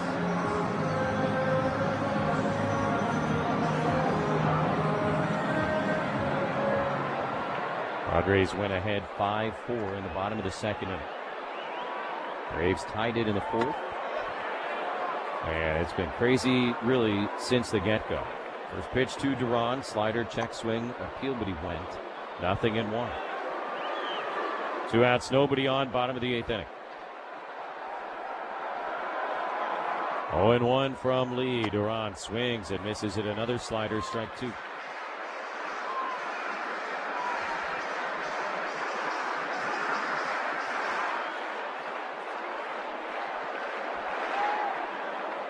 Now the 0-2 pitch, it's taken downstairs, 1 ball, 2 strikes.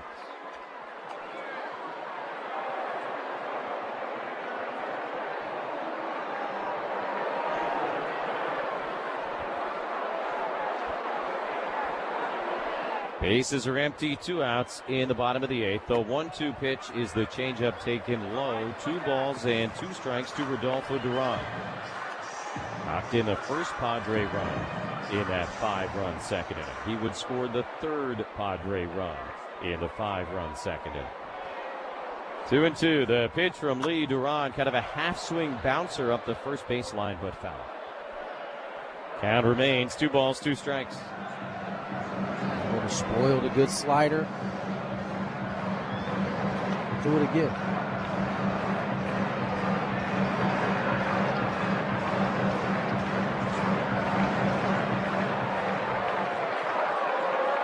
Six game, bottom of the 8th. 2 outs and nobody aboard. Lee comes set. 2-2 pitch, and Duran able to knock it foul behind home plate. Count remains 2 balls, 2 strikes. Good rip at the fastball, top of the zone.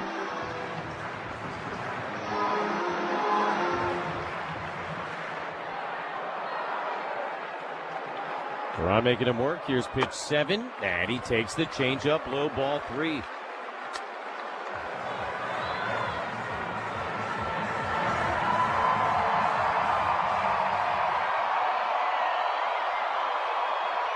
Payoff pitch on the way, and Duran off the handle, bounces it to shortstop. Mateo with it, and the throw to first is in time, and a 1-2-3, bottom of the 8th inning.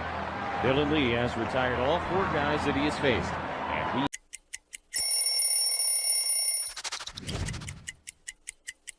You know, in Boston, every now and then, you'll do those throwback days where you bring out the big baggy jerseys, and the baggier, the better. When I broke into the league, everybody was wearing really baggy pants, and then as the years go along, I started wearing these skinny, mini, tight pants that looked like they were painted on. So by the time I was with Boston, I really wanted to wear the baggier, the better. We just wanted to be flying around in the outfield there, having a good time. Homered in the first, his 3rd leadoff home run in the postseason. Oh my goodness! Shohei Ohtani! Wow! Up and over the roof! A majestic blast! Ohtani dropped jaws everywhere! And it's 4-0 Dodgers! 117 off the bat, 469 feet. He is the first Dodger to ever have 2 multi-home run games in the same postseason. Puedes ser el dueño de grandes momentos del béisbol. MLB Auction te permite participar en la subasta de bates, bolas y jerseys autografiados, con artículos de tus equipos de grandes ligas favoritos, leyendas y jugadores. Visita auctions.mlb.com.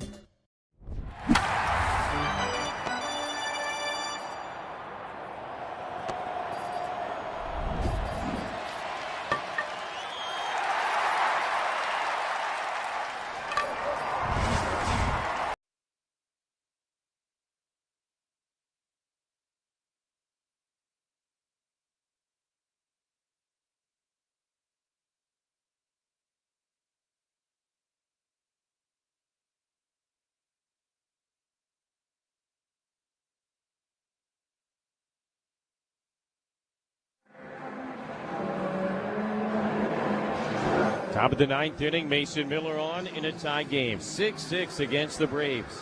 Middle game of this 3-game series. They have both been wildly entertaining for very different reasons. Last night, the Padres a 1-0 win that Miller closed out for his 21st save of the year. He will have no such opportunity tonight as Jorge Mateo leads off. First pitch, swing and a miss, and 101-mile-an-hour fastball, 0-1. Mateo came on defensively in the bottom of the 6th inning to play shortstop. He is hitting for the first time tonight. Next pitch on the way. Mateo swings, hits it in the air, foul at a play right side. 0-1. Mateo started at shortstop last night, 0 for 3 with a strikeout. Hitting .269 this year, 4 homers, 11 runs batted in. Celebrating his 31st birthday right here, right now. 0-2, Miller delivers, and Mateo swings and misses. Strike 3, a little birthday K before the birthday cake, and 1 down in the 9th. Nasty slider. Changing the grip on it to get a little bit more north-south as he punches Mateo for out number 1. That did not look fun. No. I can assure you it's not. Here is Dubon. First pitch to him is a fastball low, just low at 101. Certainly relevant in this 9th inning is that the Braves do not have an ABS challenge. Padres have both of theirs. 1-0 pitch is on the ground the other way to his left. Ty France has it. Underhand feed to Miller, covering in time. Very quickly, 2 outs here in a tie game, 9th inning. In the bottom of the 9th, Song, Tatis, and Taylor due up for the Padres. And Raisel Iglesias is warming up for the Bravos. Mentioned these 2 bullpens, the best 2 bullpens in baseball. Something at some point will have to give. Something has to give. There is Drake Baldwin, 0 for 3 with a couple of strikeouts. First pitch from Miller to the left-handed batter is a fastball up. 1-0.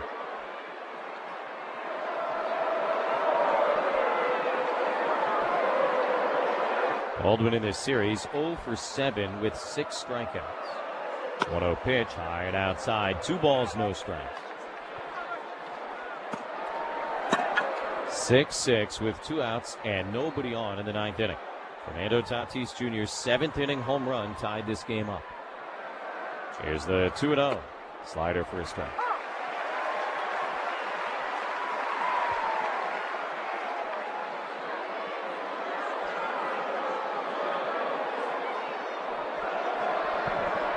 Miller at the ready. Now the 2-1. Baldwin takes. Slider hits the outside edge and a called strike. 2-2. Baldwin kind of in the same spot Duran is. He's been back there all night. Disagreed with the call, but all out. 2-2 now. Miller delivers and misses up and away. That was a changeup.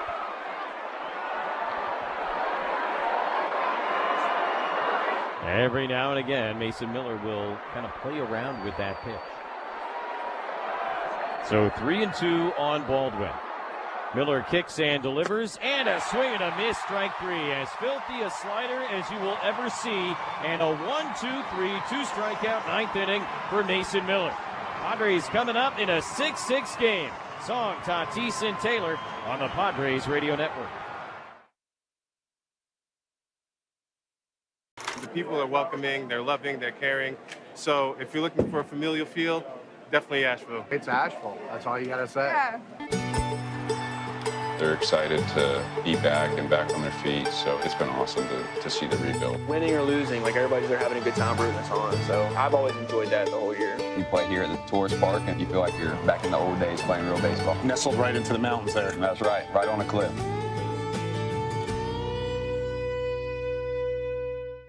Puedes ser el dueño de grandes momentos del béisbol. MLB Auction te permite participar en la subasta de bates, bolas y jerseys autografiados, con artículos de tus equipos de grandes ligas favoritos, leyendas y jugadores. Visita auctions.mlb.com. So without further ado, snap on your time goggles and prepare to zoom 1,000 years into the future. The D-backs are still the D-backs, though now they're represented by a robotic techno-snake, and the Cubs have embraced their future amongst the stars, now being represented by Ursa Major. Minneapolis was the first to establish relations with our extraterrestrial friends. The Rays are the cosmic rays flying through space in their Devil Ray-shaped spacecraft.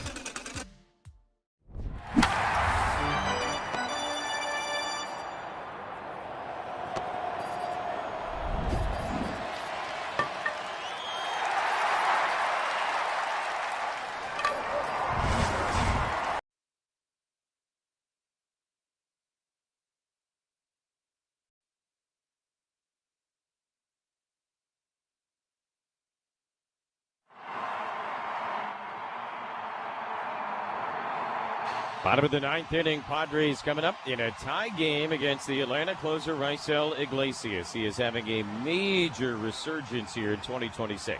A 1.48 ERA. Sung Moon Song, the number 9 hitter, has been aboard a couple of times tonight, to be followed by Tatis and Taylor. Tied at 6. Fernando Tatis Jr.'s had a huge night. RBI double and a run scored in the big 2nd inning, and then the game-tying solo shot in the 7th. Song will stand in 1 out of 2 with an RBI single, a run scored, a walk, and a stolen base. Iglesias, the veteran right-hander, delivers, and a first pitch fastball right on the inside corner. A called strike at 94 miles an hour, 0-1. Song obviously facing Iglesias for the first time in his career. 0-1 to the left-handed batter is a changeup that bounces in, and that evens the count. 1 ball, 1 strike.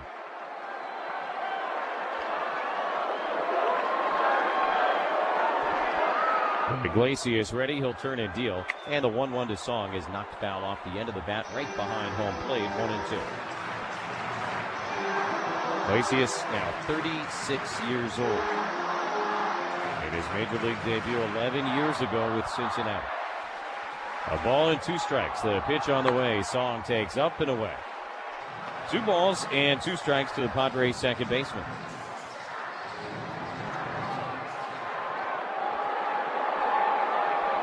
Iglesias will turn and deal. The 2-2 pitch is lofted into shallow left field. Dubon coming on. He's there.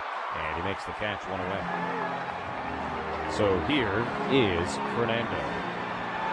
Homered in his last AB, dead central. Has this game tied at 6. Have an opportunity for the dramatic. Already has one walk-off home run. That line drive just over the left field fence against Cincinnati. First pitch from Iglesias. He shows bunt, pulls back, takes a high strike. 0-1. Now the 0-1. Fernando on the ground to third base. A foul ball got past Riley, who kind of slid across the line. And Tatis behind now, 0-2.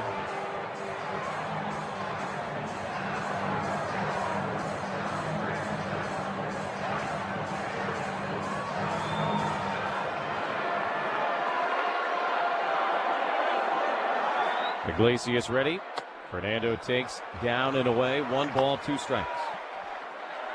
Fernando broke a tie with Dave Winfield on the all-time Padre home run list earlier tonight. Here's the 1-2. It's outside. 2 balls and 2 strikes.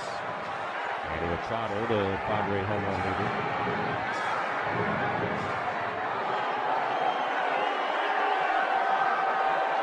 leader. 2-2. Tatis swings and misses. Strike 3, 2 down in the bottom of the 9th inning.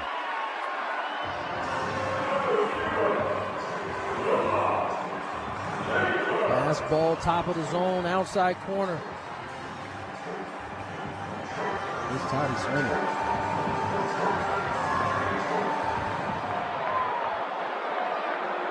Iglesias on the mound trying to get us to the 10th inning. 2 outs, nobody on. And Samad Taylor will take a fastball strike. 0-1. Tied at 6 in the bottom of the 9th. Taylor facing Iglesias for the first time in his career. Has had a great night. 2 out of 3. Couple of singles, a walk. Takes outside, 1-1. He has knocked in a run. He has stolen a base. A little bit of everything. Typical Samad Taylor day. Exactly right. 1-1. Taylor swings and misses at the changeup. Way out in front. Now a ball and 2 strikes. If we go to the 10th, Baldwin will be the automatic runner. Riley, Tellez, and White would be due up for Atlanta. Here's the 1-2. Taylor swings, lines it over. Albies into right center, and a base hit. Padres have the winning run aboard. And Jackson Merrill coming to the plate. How good has Samad Taylor been? Just money. 4th time on the base pass, 3rd knock. This is a beauty, just a bullet in the right field. Certainly a threat to run. Stole a bag in the first inning, 5 for 5 on the season.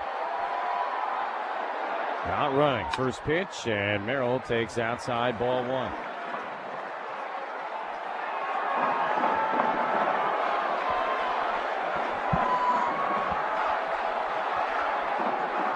Throw over, and Taylor back really without a tag from Wilson. And as you pointed out earlier, just sort of immediately takes his lead right back. 1-0 to Merrill. Iglesias delivers. Jackson swings and misses. 1 ball, 1 strike. Winning run at first base. 2 outs. Tie game. Bottom of the 9th inning. Merrill 1 out of 3 with a double. Credited with a sac bunt his last time. 1-1 pitch is on the inside corner.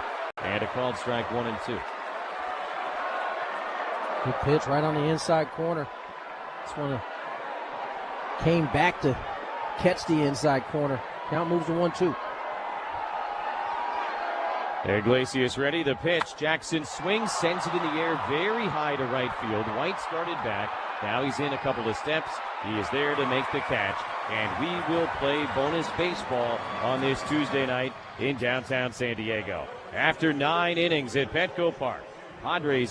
Chan timed and a little pop-up. Everybody's coming, but the pitcher wants it. Now he's going to give way. What's he doing? It's going to be dropped. Keystone Cops on the infield for the Rockies. Isbell's got to beat him. Battling the sun. He bobbles and recovers. That's a highlight tape and a heck of a catch. That went straight lawn dart. It's in the ground. On guard. That's it. See, it comes off that stool down there and makes a nice catch, a hot line drive. And Vladdy's applauding.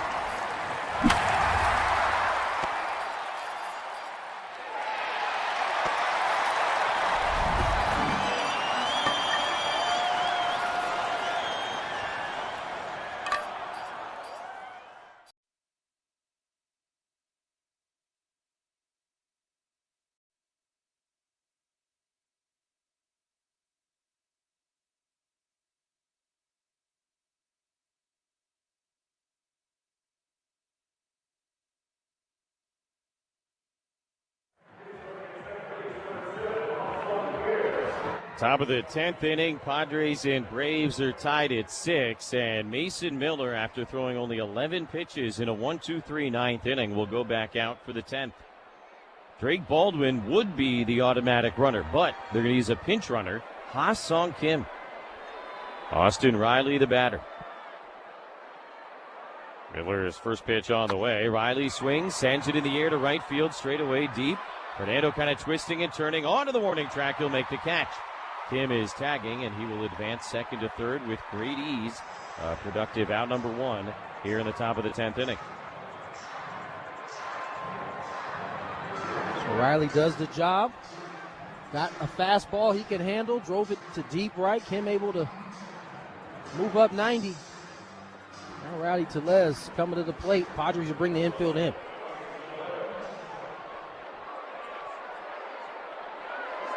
Tellez 1 out of 4, a 2-run single and a run scored back in the big second inning. First pitch, and a swing and a miss at a slider, 0-1.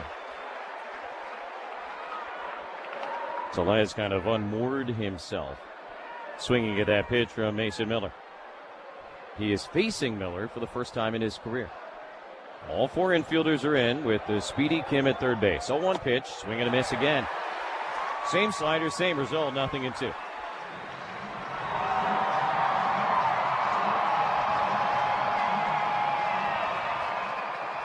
Padres 3-1 in extra innings this year. The Braves are 2-3. Here's the 0-2. Tellez takes, and a third straight slider. It misses low. 1 ball and 2 strikes.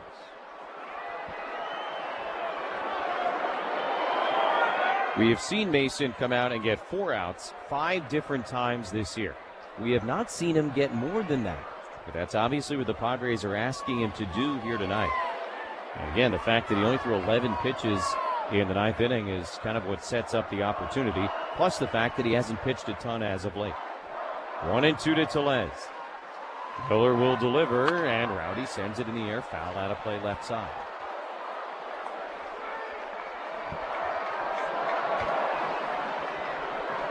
He has thrown as many as 34 pitches in a game this year. I don't imagine they would want to get him anywhere near that tonight. 1-2, Tellez swings and misses, strike 3. Back to the slider, why not? Third K for Mason Miller, and 2 down here in the 10th inning. The cold part about Mason's slider, particularly this one, it's a strike whether Tellez swung or not. And it's perfectly executed, bottom of the zone, outside corner. Out number 2 in the 10th. You have no good option as a hitter. No. So Kim at third, 2 away for Eli White. Third time up after coming on as a pinch hitter in the 6th inning. He swings and misses at a slider, strike 1.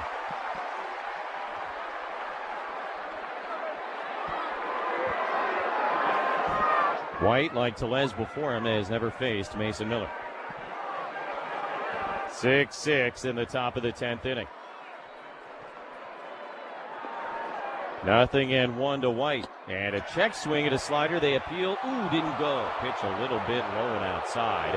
And the count now 1-1. Take a look at the replay here. And wow.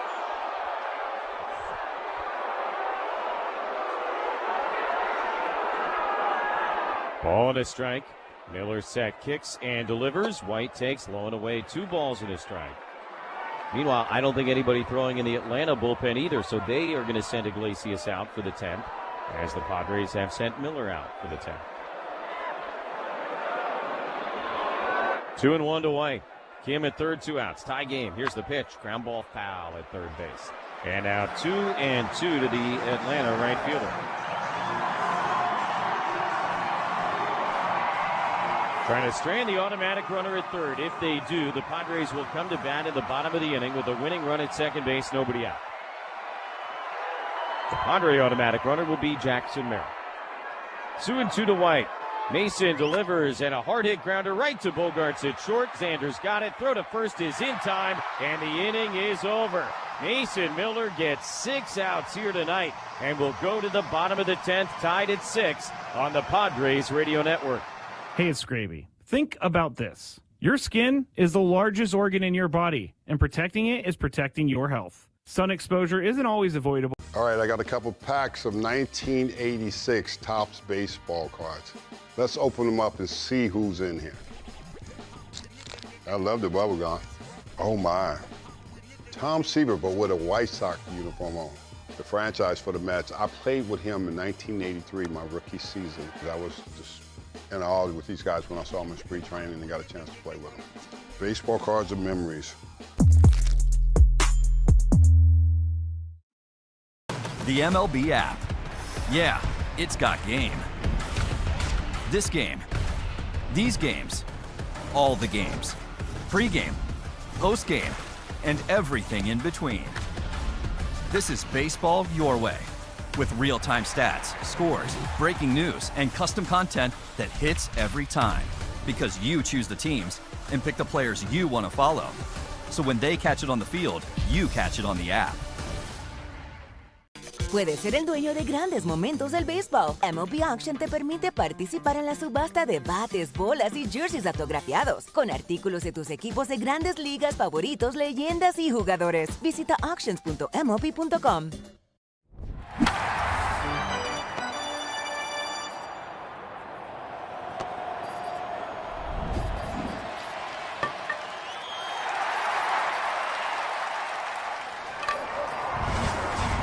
Ran for Baldwin at the top of the inning.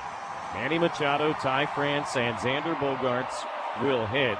Jackson Merrill, the automatic runner. Tying run at second base, nobody out, as Manny stands in against Iglesias. Like Mason Miller, Iglesias has not had a 2-inning outing this year. Padres hoping he still will not have a 2-inning outing this year. Trying to end it right here and right now. Base hit should win the game. First pitch. Manny swings, lines it up the middle into center and a base hit. Merrill rounding third on his way. Harris's throw to the plate will not be in time. And Manny Machado wastes no time. A walk-off RBI single on the first pitch of the bottom of the 10th inning. And the Padres cap a madcap night at Petco Park with a 7-6 win over the Braves. Fitting that it comes on a heater.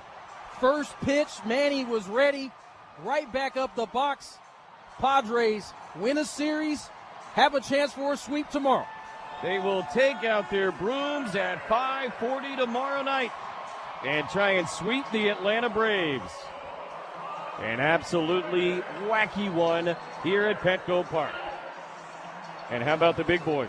Tatis ties it in the 7th, and Machado wins it in the 10th. As I said, started this game, it's starting to look like Manny is returning to himself. Hit the ball hard all night long, and it's also fitting that those two guys specifically right in the thick of it, as well as Jackson Merrill scoring the winning run. Nice victory for the Padres tonight. 7-6 in 10. as the Padres collect their 6th walk-off win of the season, 12th career walk-off for Machado, and his 2nd of this year. Final score in 10 innings, Padres 7 and the Braves 6. Take a break, come back, give you some final thoughts and the totals on the Padres Radio Network. The heat is coming, San Diego. Get your AC ready for summer with a Bill Howe AC tune-up. Our multi-point inspection ensures your system runs efficiently and will even include a free standard filter replacement. With 45 years of trusted service, our expert technicians keep your home cool and comfortable. Call 1-800-BILL-HOWE or visit BillHowe.com. License number 906704, because we know how. Call 1-800-BILL-HOWE. Bill Howe. We know how.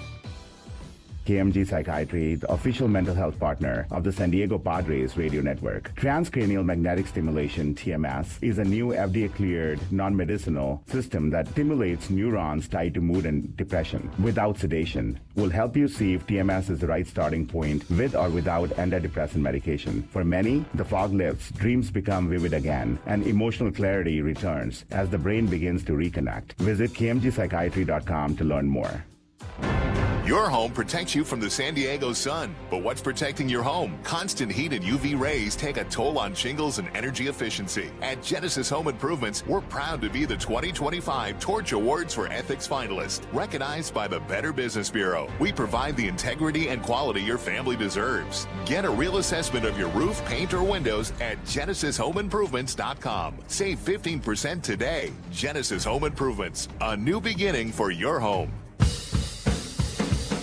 Absolutely wacky night at Petco Park here tonight, and it all ends really well for the Padres. A 10-inning, 7-6 win over the Atlanta Braves. They have won this series, and they will go for the sweep here tomorrow night at 5:40. And, boy, let's start with the 2nd inning because it unraveled very, very quickly. Hey, best laid plans of mice and men, right? You go with the opener, you send Griffin Canning out there for the 2nd inning. He cannot get 3 outs, and it could have gotten away completely from the Padres at that point, but it did not. There was a lot of things that we saw tonight offensively that I don't know that we've seen a lot of this year. The Padres go down early in this ball game 4. They put up 5 of their own. And then we kind of saw what we've seen from the Padres offense, just kind of quiet, only 1 hit after that for quite a bit of time. But, again, we're starting to see the big guys come through, starting to swing the bat well. Manny Machado in particular. Toddy had the game-tying home run late in this ball game. And they, for once, it seemed like the offense picked up the pitching staff, and they get a really nice victory here tonight. It's funny because yesterday it sort of kind of bucked the recent trend of the offense, maybe getting it going, but they got the great starting pitching. Today, kind of an opposite situation. The pitching, from a starting perspective, did not. They are inspecting Negro, saying either loading up the baseball or something. Checking him all over. I've never seen him do a search like this, quite like this before. What did they find in his pocket? I don't know. He's out of there. He's been kicked out of the game. And Negro moved as he goes over to the first base dugout and then onto the shower.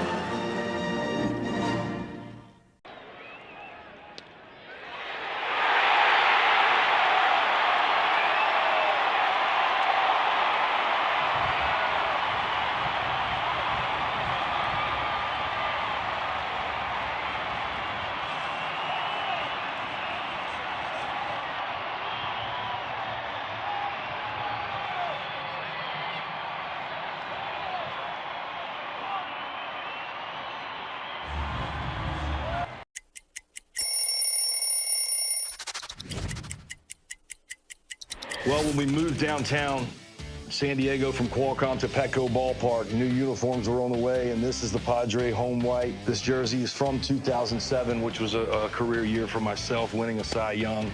There's some different memories that stand out. One in this uniform against the Braves, where I struck out a Padre record 16, wearing this jersey, trying to make the Padre and the Friar faithful proud. Boomer is the dog. Doesn't he look good? I just follow this picture all the way, and there he is. Boomer's dad. That was kind of a change from the everyday thing that we normally do as far as baseball cards are concerned. Hey, I have a Labrador. Where's my card? You know, a little bit different, and it turned out to be a fun experience. It was just when the camera crew tried to leave that there was a problem. You can't leave. Padre Baseball has been a presentation of Odyssey and the Padres Radio Network. Our producer-engineer Dave Marcus, studio coordinator Kyle Ovenshire. For Tony Gwynn Jr., I'm Jesse Agler, reminding you to join us tomorrow at 5:40 for the final game of this series. Stay tuned. The Hamul Casino Resort postgame show with Sam is coming up next on the Padres Radio Network.